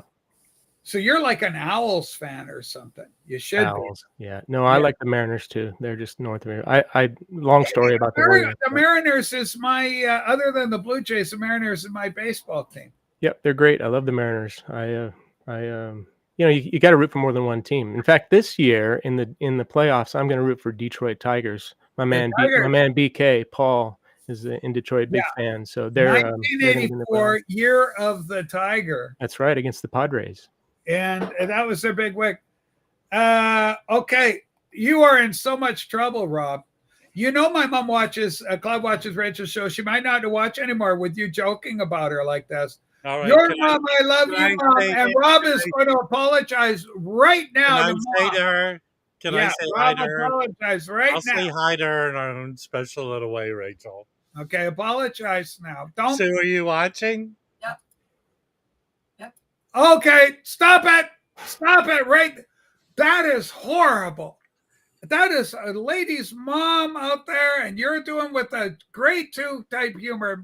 We call it the grade 2 up here in the Great White North. Second grade. Second grade, Rachel. It's not grade 2. Well, I tell you one thing. I am fired up with you today. Chuck T's goes, I'm at the Orioles game right now. He's got us on a little, viewing screen, but he's watching the game. Fantastic. They're playing the Astros, I think. Maybe they lost the last 2 games. Kind of a bummer. Intergalactic superstar. Where is Angelo Kelly here? Angelo Kelly is arrived. Good Lord, it's Angelo Kelly. Greetings from Tokyo, you vital people. Are you going to be meeting Rice Paddies or our own beloved Tokyo Brian? Let us know, Angelo Superstar. Because if you're in, are you going to be performing there? Because if you're in Tokyo performing, Tokyo Brian's got to go see the concert and report back. And also, Angelo, I know you're kind of a big deal. Do you do backstage meet and greets, or is that something you leave for smaller acts to do? Because wouldn't that be great? You go see Angela at a concert, you go, gosh, Mr. Kelly, I'm a longtime fan. I've followed you since your Hiroshima. Are you going to be singing Hiroshima? I'm sorry. By the way, you're in Tokyo. Well, this could be the perfect time for it. I heard I got access to the set list, Rachel. Yes, Rob. And I heard for the 5th encore, he's doing that song. I would love it. Can you imagine you come out there and the people in Tokyo, the tears in the eyes as a very difficult subject, but only with the dulcet tones, the calming refrains issued by one Angelo Kelly is going to be able to bring healing to that nation. I think Angelo might be a spy. I'm not meeting anyone. I'm working here, but it's all a little secret. So there is a recording going Angelo, on. can you tell everyone that song that me and you are working on together? That would be incredible. It's called I Got a Thing for the Tomatoes Mother. Oh, Rob. This is horrible. Mrs. Sarah, we love you, Mom. Don't listen to Rob. It's horrible. Marty, you're one of our sweeter humans. Can you speak some kind words to Sarah's mom, just so she'll keep tuning in? We want her. We don't want to lose her viewership. You know, Sarah's mom can make her own choices. I don't have anything to say. I'll tell you that, Marty. She definitely does. Oh, come on, you rotten. Yeah. I just realized something. What's going on? That painting behind Marty. Yeah. Is also behind someone else that we know. Oh, really? That painting behind Marty. That's a Paul Detlefson. He was a contemporary of Norman Rockwell. He did a lot of movie sets, paintings. And so who do we know that has that picture? Danny, Joe Mayo's buddy, Danny. Oh, Danny. Danny and Rose. Yeah, but interesting. Ambrosia. Danny Ambrosia. We love you, Danny. Has the same painting. Danny's cool. Got that painting. Yeah. I've never seen it before. Danny Ambrosia's got that painting. He usually did scenes of red barns in the countryside with horse and buggy, but this is kind of a different thing that he did. I found it many years ago. Yeah. Do you know what? Okay, here's the deal. Here's how rarefied the air we breathe is here on the Rachel's Ghost program. Angelo Kelly sold millions of records, intergalactic superstar. I know he'd be willing to do a recording with us if we were to reach out to him. Here's another one. Joey Kellio, famous for Data, famous for Seven Horse. He would record with us. Here's another one. David Donnelly from the UK, recording legend, okay? Working musician. This guy, he would record with us. And Marty, you play keyboards, you play bass. I just fiddle around. Yeah, well, you know how to play. Here's the deal, buddy. Can you see yourself doing a collab? Like, who was it? Louis Golden did a collab with Joey Kellio. This is the kind of thing that can happen. I jam with any of them. Whether I'm worthy enough to sit in or not is another thing. I just love the whole idea about it. It would be fun. There are 10 million people in Tokyo here.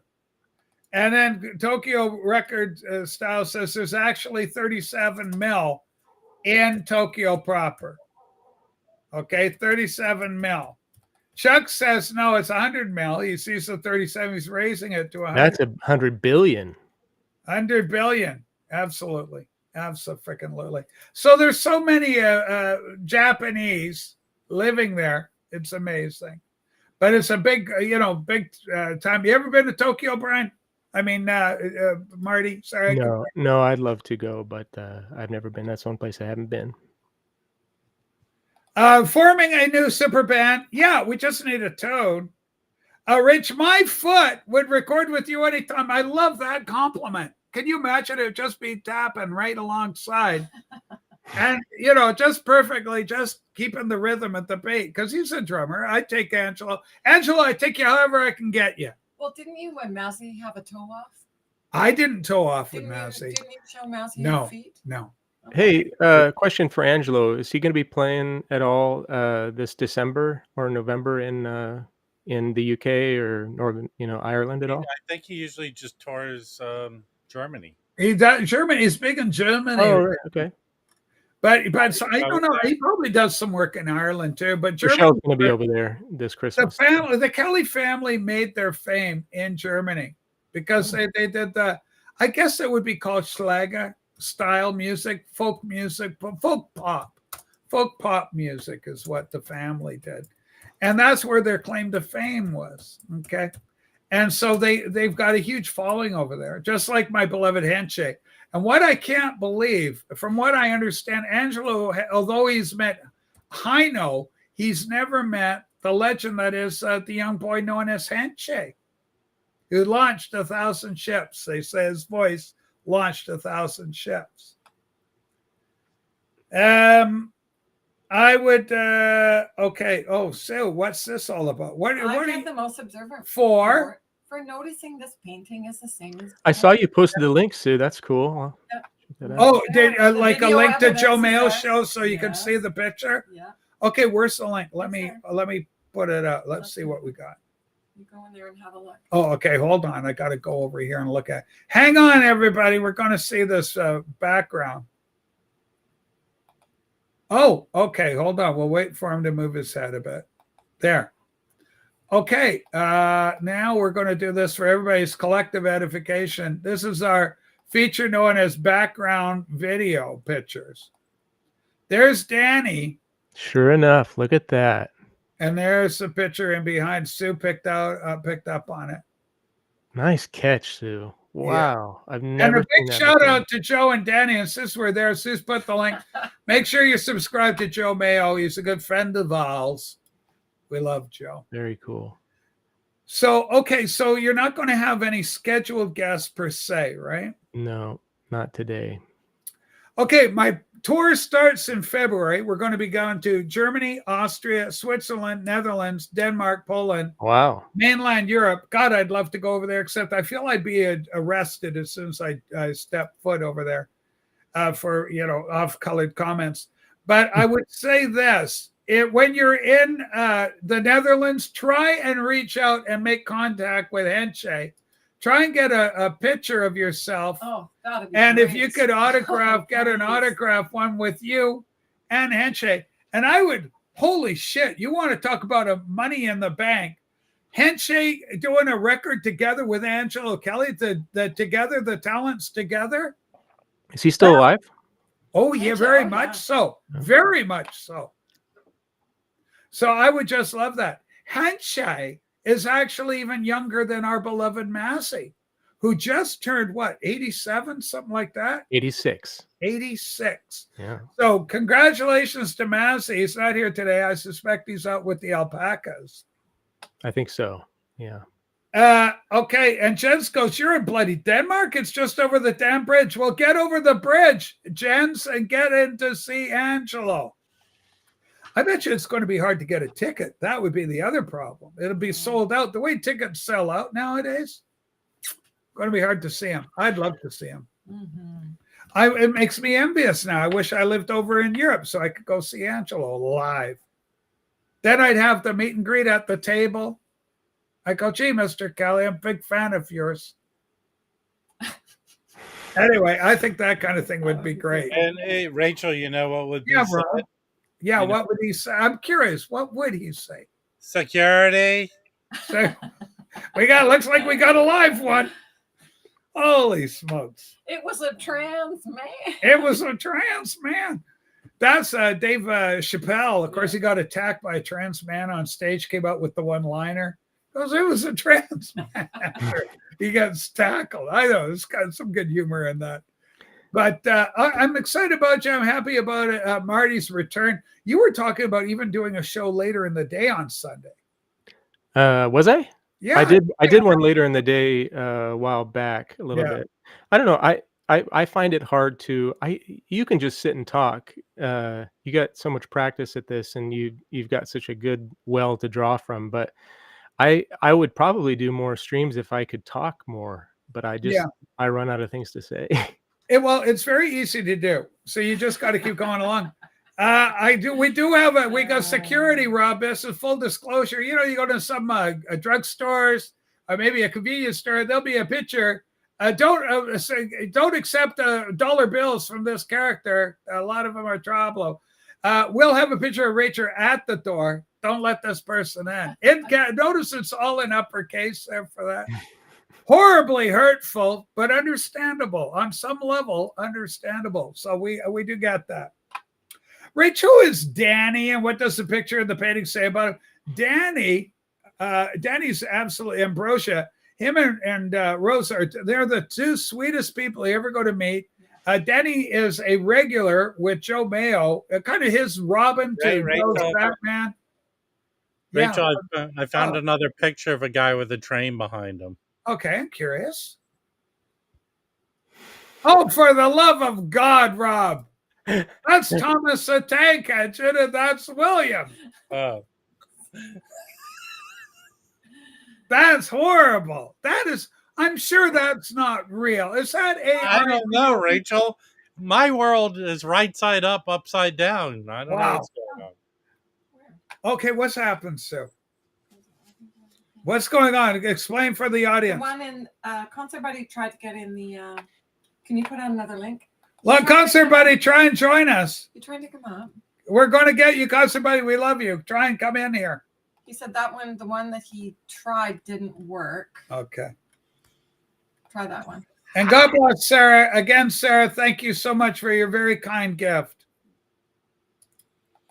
It's going to cost $100. Oh, this one. Come on, try this one. This should get you in. Oh. This is a link I put up. Okay, hang on a sec. If the topics run short, go to politics. That will spice things up, or William's hairstyle, either of the two. Well, you know, it does, but we don't always do politics. I got my own politics show for that. Is that Kent? As in Clark Kent?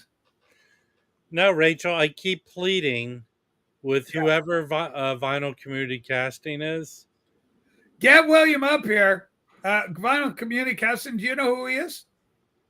No, that he needs to use this in his next post. Vinyl Community Casting, you need this image. Good Lord. You know what I would do? I would do, what was the one I would do, Sue? For William, I use the Ernest. You know, that Ernest comedy guy that's no longer with us. He passed. Yeah, Worrell. Yeah, Ernest P. Worrell. Worrell. That guy, he was funny. Those movies were a real hit back in the day. He I don't know if they hold up, but maybe they'll come on up if you like. You're welcome to it. Herc I'm going to take this as a compliment. You can read things the wrong way, and I'm just going to say this compliment. Rachel's politics show is the worst show on the internet. Thank you, Herc. God bless your sweet self. Okay, a Victorian villain just called. Okay, we got our guest here. Okay, here he is. Holy shit. Hey, I tried to get you earlier on the show because I wanted to have a rebuttal, and I think Marty could learn from this. There's no rebuttal necessary. You said it best. I'm sensitive. You called me out. You said me and Rob are sensitive, so that's okay. Yeah, you said what you said. Both of you, and I'm saying it to both of you, and both of you. If I could spank you, but you're both buff. I've met you both live. You both kicked the crap out of me. But listen to this.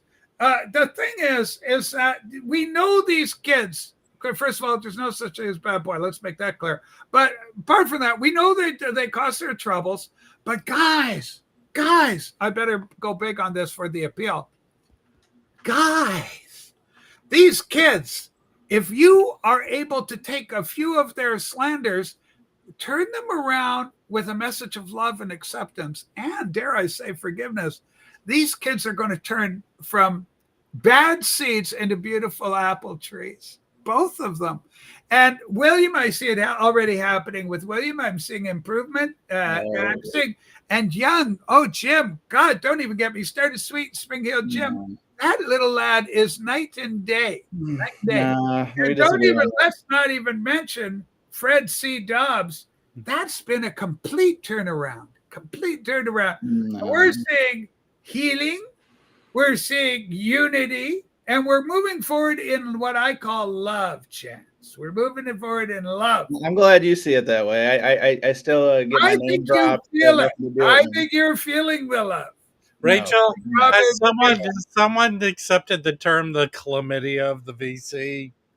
Oh, the vinyl virus. That's what some people are. I mean, it's pretty obvious. The guy's a manic depressive, multiple personality disorder jabroni. Hey, call it what it is. Chance, you're an experienced VC streamer. Let me ask your opinion on this. Sure. What do you think of guys who show records but don't understand that their video's inverted? I think if you'd been doing this long enough, you'd understand how to present your presentation. But maybe I fixed it. He was reversed. Thank you. Yes, I'm not. Yeah, I'm not a restream person. Sorry. And when you show records, do you drink Coors? No, I drink real beer, Bud Heavies, O'Doul's. I think an O'Doul's will feel pretty good, especially at an abandoned parking lot. Now, have you ever strapped? You're in the Midwest. Have you ever strapped on a diaper and drive to Des Moines? I mean, I did hear that's a really good record show for Chuck Connors. You want the soundtrack to the what's that Chuck Connors presentation? The Rifleman. Yeah, if you want some scratched up Marty Robbins. I mean, we call them Grail fails. When people gaslight and try to tell you what the Grails are when no one else is buying them, that's the problem. How many copies of the D.B. Cooper soundtrack do you have? Oh, you guys are horrible. I wipe my ass with the D.B. Cooper soundtrack. We're seeing Robin Chance. Harry, I know you espouse there's no such thing as a bad boy philosophy. I know you've internalized it. Any words of encouragement for Chance and Rob to drop the gloves? Don't pounce, don't counterpunch. Both you kids. I'm not counterpunching. All I'll say is that go ahead, Rob wouldn't stand a chance. Oh, Harry. Hey, Rachel, it was nice joining you today until Harry. You know, I've been watching the stream and there's no way, it won't let me comment. There's absolutely no way I can comment on it. What do you mean? That's a blessing. Well, what do you mean, Harry? How come you can't comment? Well, there was no bar there for me to type because I was going to mention that everybody else is commenting. To the open panel. I know, but it wouldn't let me. You got to open the panel on your YouTube. I did, but anyway, I could see the comments. I just couldn't comment. What I wanted to say was, I think Henche is actually one of Angelo Kelly's children. Henche could in fact be an illegitimate. I think it was a one-night stand. Wow. You know, she was a groupie. The mother was a groupie. I've heard this kind of story before. It's happened. It didn't live. Tyler, isn't she Steven Tyler's kid? But raised by Todd Rundgren. Holy smokes. You see, this is the kind of thing that could happen. Chance, if you were to be adopted by a rock star, name your rock star that you would love to be raised by. Keep in mind. Hold on. Be very careful because a lot of them are raising their kids to be trans now, so there can be some problems. I think Chance fantasizes that his dad could be some sort of rockabilly star. Rockabilly? Listen, I ain't first of all, I ain't touching. I've never said one word about that jabroni's dad. That you allowed this guy a couple of weeks ago, Rachel, to come up here and slander me, talking about how I was trashing this guy's dad. I understand why he went to Austin. If William was my son, I'd leave too. What a disaster. So I don't blame him. Rachel, can I talk? Hold on. This is Chance's doing a rebuttal here. No, this is just facts. This is just facts. This guy's got a hard on for me and multiple other people. Apparently, he was on Jeff. You remember Jeff? Yeah. Jeff is great. Apparently, he went on there and had literally an all-time mental breakdown. Like it's Hall of Fame. And then he followed that up with he was doing character work at some gazebo. This guy, he loiters at a gazebo in a public park. Gazebo loitering. I didn't think he was allowed. Clearly, there's no playground equipment. It's not allowed around children. So it's like an abandoned facility. Hey, Rachel, have you ever heard the term being goosed? Rob, I have. I think that's what he went to the gazebo for, to actually get goosed. by a goose. Okay, now this is guys. this is my concern. This is where the concern lies. Buddy, that was hurtful. For who? Where the guy comes on this program and is lying, like bullface lying, making shit up. Hold on. Can I speak to another point? Okay, Rob. And I'm no defender of Stunty. Yes, but stinky. But apparently he's in Billiam's crosshairs now, right? What? Stunty has who isn't? Who isn't? Right. Well, I'm just saying how his natural progression of nonsense is. He said to Stunty, he's living in Stunty's dad's house, or what. He doesn't understand Stunty's dad passed away. I know that again. This guy is the minister of misinformation. He has no clue what he's talking about. Right, but here's another thing. This is the ironic comment, Rachel. Yes. What was your feeling about Stunty? Always, historically. My feeling about Stunty? Yeah, like your assessment of Stunty historically. Oh, absolutely gorgeous actor. Right. He said Stunty has never been with a woman, like has no chance. Don't ask me. Wow. Stunty's been laid more times. There might be in a realm of possibilities that Stunty is Billiam's dad. But that's what I'm talking about. This guy lives in an alternate reality, you know, like the Marvel multiverse. He lives in a universe of one that, I mean, honestly, he's trying to gaslight. He makes videos now apparently telling people what records are collectible. Yes. Like, hit the bricks. Like I destroyed him last week because he kept going Grail Records, and I would pull out. Just because you can find it and no one else has bought all the copies of the Herb Alpert does not make it a grail. And you're not going to convince people otherwise. I mean, I don't know how business is over there at Pumping Vinyl Industries. I have a feeling it's pretty piss poor, but that's just a hunch. Pumping Vinyl Industries. People are paying good money for that Whipped Cream album, though. Well, he doesn't even show that. He shows shit that literally there's 40 copies at the local Savers. And then he's trying to pass that on as that some kind of high collectible. Hey, listen. No. You leave the Spike Jones records alone, Chance. So, Harry, how do you handle it when you, of course, you as a big YouTuber, you've been attacked, vilified, singled out as one of the targets of these miscreants, and yet somehow you manage to stay above it. And I believe in large measure it's due to your philosophy that there's no such thing as a bad boy. You don't take the bait. That's right. Rob and Chance, you kids are constantly taking the bait. There's no such thing as a bad boy, and there's no such thing as a good girl. Rachel, can I speak for Harry? Yes, you may, Rob. Harry, Rob. Wait a minute. I'll move my mouth as you speak. Yes. Harry's typical response. Harry's typical response to people like William is, "Get off of my lawn." And he sprays them with the hose. Holy smokes! He sprayed me with the hose. It was a lot of fun. I got to be honest. We had like slip and slides at Harry's at Harry Fest. It was amazing. See, the one thing I don't get is why, Rob. I get why they attack you. Okay, you're out there, you're vibrant, you're giving the one-liners.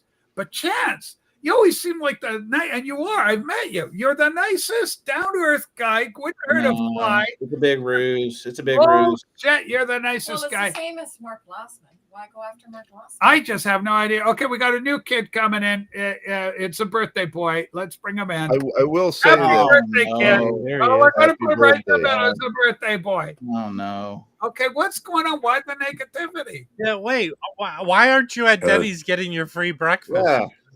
Could have been a big day. You got to go to Denny's, Waffle House, Cracker Barrel. Just eat up. I think I'm frozen. I'm way out in the boonies. You're going very slowly.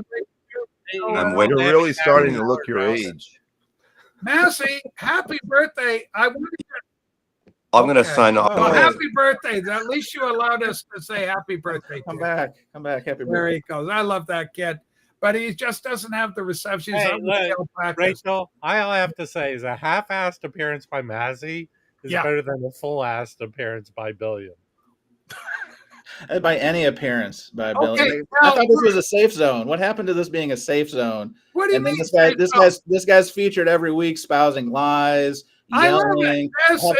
He's having a mental episode every week. I don't know if that's a good idea. Okay, now you settle down here right now, Chance. I'm going to tell you, we are in the process of rehabilitating this young boy this young talent, and I'm seeing improvement each and every appearance. Please educate me. What's the improvement? Because I get sent video clips of him continuing to name drop me, continuing to name drop Rob, continuing to scream and yell in the middle of a empty park. I mean, it's. I think it's almost performance art, but I really think this guy is broken.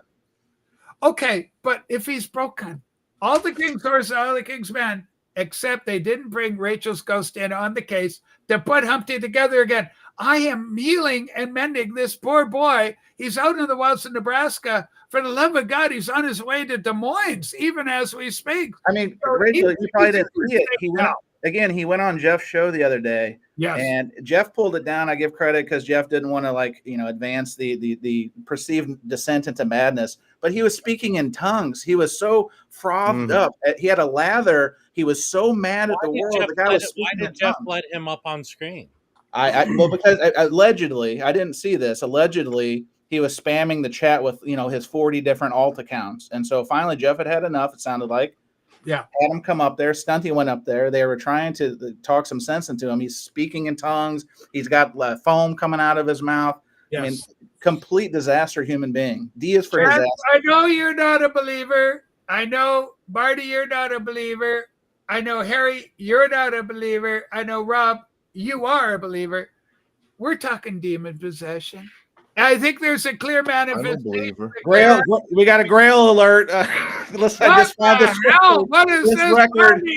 Right. I went to the back of a dumpster and I pulled this record out. Like, people sleep on this. This is a Grail. That guy is the master of. He has like a specific style of singing. A specific style. I got $400 for this in Des Moines. I mean, this is a real Grail. I don't know what you guys are talking about with this. Listen, if the kid comes Chad will be reissuing that. He will be. My philosophy. And Rachel, I think I just heard. I got a text where William's going. He's going to the Des Moines Record Show in Tractable. Yeah, but he's going to end up in Des Moines, Washington. Craigslist misconnections is getting wild if you got to go to Des Moines to find some ass. I got to be honest with you. Hey, he's going to the Des Moines Record Show and Embroidery Expo. Yeah. Well. Folks, you can join in on the fun on Fridays. We do an extra stream for the Patreon kids. Come and join in, $5 a month. We enjoy having you over there. Click on that and you do it and you join in. We have some fun.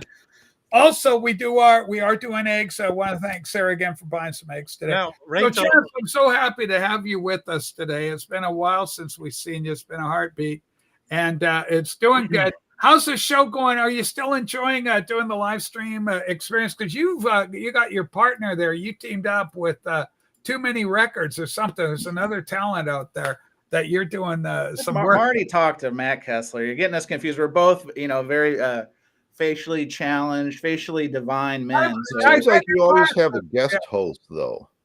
Like you're always on vacation. No, the premise was we were doing A side and B side. Spins is no longer with us. He wanted to work on other things. No problems there. But I do it every week, Harry. I miss you. Like, come back. The waters of Lake Minnetonka are warm. Come. Okay. They are healing. They are healing. Ladies and gentlemen, we do appear live on Tuesday, 4:00 Pacific, all times Pacific. We're out here in Go ahead, Rob. I have a question. For anyone who's gone to a record show, would it be weird if you went to a record show and all of a sudden pig calling would be going on? Pig calling at a record show? That would maybe in Nebraska might occur. That's because any bids, please, in the chat. I'm doing an impromptu auction. I'm trying to send money to feed starving children in eastern Nebraska. So thank you. Okay, now listen. I want to see some healing going on between you guys. Maybe we can do a special live. All right, Rachel. Make me big. Yeah. Okay, Rob. I'm very curious about this. Okay, here we go. This is Rob. William, can you put your hand against the computer? I love this. This is a healing miracle. But please, first wash your hand before you do it. I, for one, am excited about it. Hold on. Somebody's trying to get in here. I wonder who this could be.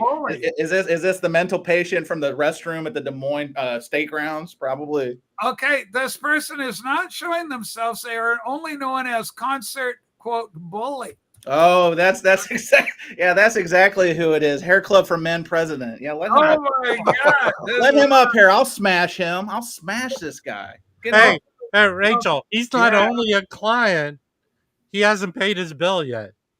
He's leaving messages in the private chat. These are challenging.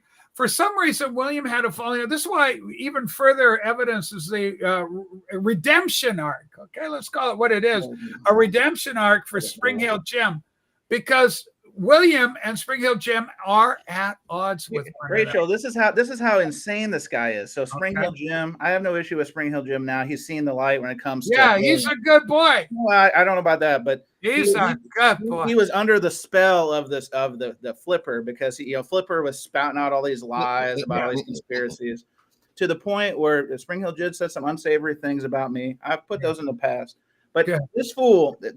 To think William thought that I picked up Spring Hill Jim from the airport in St. Louis. Like, he concocted all this kind of nonsense. It is complete fabrication, illustration. It is foolishness. And that's what I mean. He lives in an alternate reality. Absolutely fabricated nonsense. Hey, wait a minute.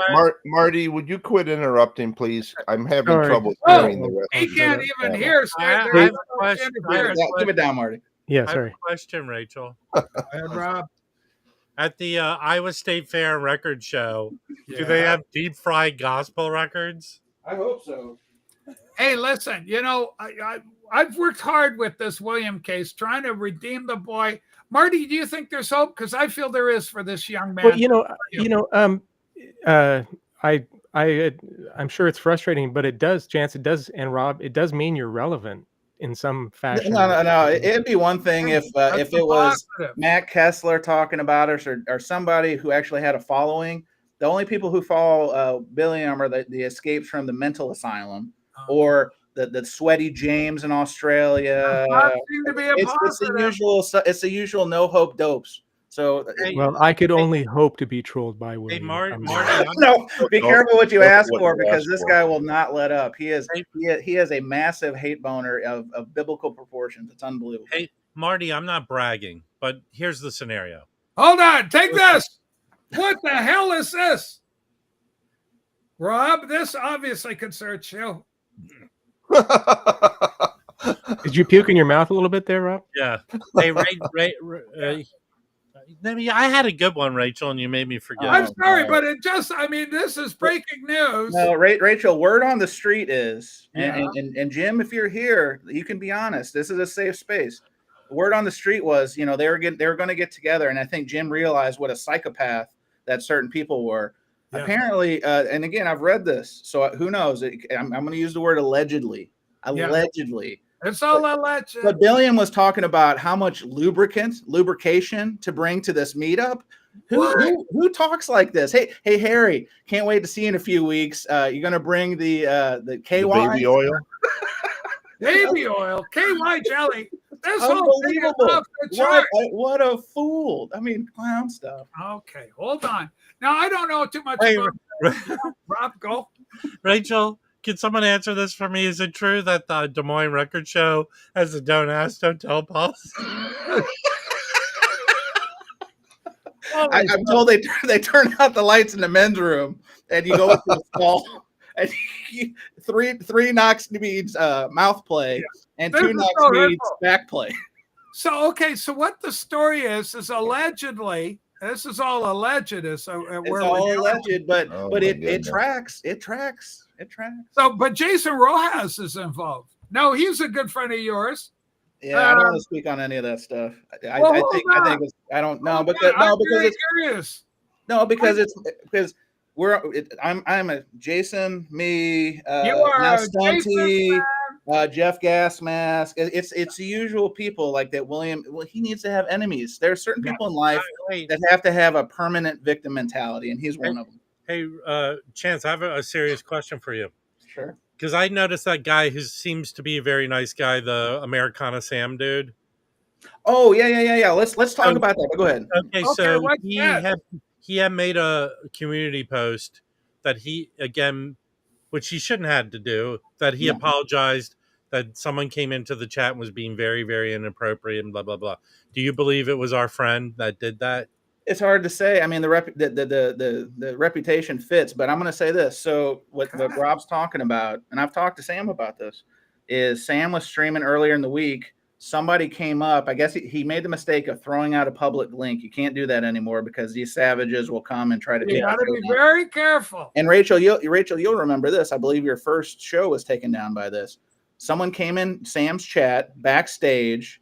First of all, they were spamming the chat with racial epithets and a bunch of nonsense. Then they came backstage and they were doing the one man banjo. Do you know what that is? I'm not too sure about a one man banjo. Thank you. Sue's picking up what I'm putting down. Yes, this man was joeing like there's no tomorrow, if you know what I'm saying. So he was self-pleasuring. Self-pleasuring. So then fast forward to I think a day or two later, Borden does an impromptu stream, right? Yeah. I must have been the same guy because I was watching, the chat was filled with racial epithets, homophobic stuff. And then George mistakenly put out the public link. Apparently someone else came backstage full McGillicuddy and was I'm going to guess that's not Billiam. I will say that. Well, and here's why I say it's not Billiam. So record this one, Pumper. I don't think it's Billiam because Sam said it was a person with dark hair and a younger guy. Both things that Billiam is not. So I think that in that case, you're off the hook. Pumping virgin. And did he say that he had frosted tips?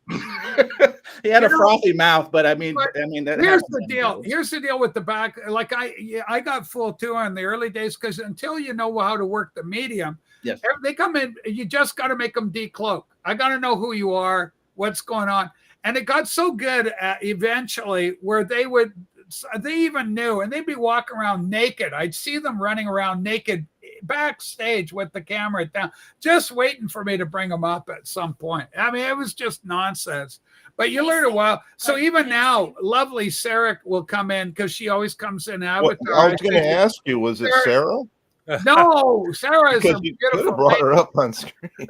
Yeah, Sarah's a beautiful lady. So with Sarah, I always what if a lady does the one man banjo? What is that called? They can't. That means that's you may one time in band camp. The Boston Batwanger, and look that one up. The Boston Batwanger. Some of the greatest trans porn has involved the. Hang on a second. I don't have a pen. Can you say that one again, Rachel? I need to write that one down. Write this down. It's a pilot. Hang on a second. Yes. Boston Batwanger. Batwanger. Boston Batwanger. No, Boston Batwanger. She's vintage. Now we're going. Rachel. Back in the 80s. I just was texted by the commerce of the state of Iowa. Yeah, it's called the Des Moines douche. It's Des Moines douche. Holy shit! You never expect the show to be this good, but when you get a talented panel like this, and cause everybody full credit. But the whole idea of the sexual improprieties is that Jason Rojas was mentioned as one of the suspects, and they came in here and they go, let's see, Rojas had, quote, well, I don't want something. This is all alleged from this person that came in with Spring Hill Jim. That Jim was somehow involved with Rojas in what's known in Hollywood, and Rob will back me up on this. It's known as a tryst. No, this. Have you ever heard of the term, Rachel? You know psychology. I've been around the block. Projection. Yes. Mm-hmm. If you go to my channel, you go to Rob's channel, Harry's, even Marty's. Do any of us just talk ridiculously about like sex stuff or sexuality or any of that stuff? Okay, full disclosure. Hold on, Chance. I do it subliminally. A little bit. Okay, mental telepathy. But here's my point. Harry's a little more overt about it. Usually when you go so far to say how you're not gay or you're not homophobic or you're not a bad guy, usually you're trying to convince people, and the first person you're trying to convince is yourself. So I think the proof is in the pudding, isn't the expression? Well, that kind of reminds me of our president. Holy smokes, Harry, you got a big political hammer right there. Holy smokes. Go ahead, Rob. I just got this from the Des Moines record show. No pudding is accepted there. Ladies and gentlemen, Wyoming Dave, full disclosure. If William did come up right now, I would come up and tell him to leave me alone. Yeah, here's the thing. How much of a lowlife do you have to be to attack Wyoming Dave? What has Wyoming Dave done to anybody? Nothing. He's done nothing, but yet he's in this guy's crosshairs because he's Butthurt Burton. Butthurt Burton. I want that. Can we do that hashtag Butthurt Burton? Can we get that trending? Because that's what Butthurt Burton. Butthurt Burton. That's right. Hashtag Butthurt Burton. I got a jet. Well, Okay. Sorry, Marty. No, you're good. Chance, the motto of the Des Moines Record Show is butthurt when you leave. Ladies and gentlemen, Eddie has put it down very simply. Well, apart from Sarah's incredible comment. Shots fired. 2-word response coming out. Shots fired. Ladies and gentlemen, we have been here for 2 hours and 45 minutes. I think that's a good show. I want to give everybody a little downtime. Then please head over to Marty's place. You're doing 10 o'clock, right? Yeah. But you can keep going if you want. It doesn't bother me. I don't get many people up, so. Marty, there's no way. I mean, how dare you even think about streaming over me, Rachel? Exactly. It's not going to happen. Not on my watch. Well, hold on, Marty. If you go to the Des Moines Record Show, they stream all over you. Oh, for the love of God. This is horrible. I mean, let's try. Hey, Rachel, can you put up Herc's comment? Because I think Herc hits it right on the head. This is exactly what happened in that situation. Right. Okay, take it on. What do you think about this? Herc is saying that's what Pumpy said. Accurate. He had a fantasy about Rojas and young Jim. Direct. Right. Herc is one of the most fervent viewers of that program, so Herc would know. Now, Constantly Chance, you know that, but before we go, I just wanted, this is another olive branch. I love Jason Rojas, and I think we all know that. Jason and I have a great relationship. I'm concerned about the relationship with Jason and Rob. Can you mediate a little bit there? Remember, there's no such thing as a bad boy and Jason that show. There's no relationship, Rachel. So what are you concerned about? I want healing. Everybody, Marty's gone over to get the show ready. Keep the action going. Go over to support him. Big super shout out to Raging Tomato for the 50 clams. We really appreciate her generosity, her kindness towards us. We love her. Harry, it wouldn't hurt you a little bit with your big American dollar. I tell you that much. Thanks, everybody. And we'll see you. When do we see the kids next? It's going to be Tuesday, 4 o'clock. We'll be back. Chance, I'm expecting to see you there. All right, everybody. We love you. Bye.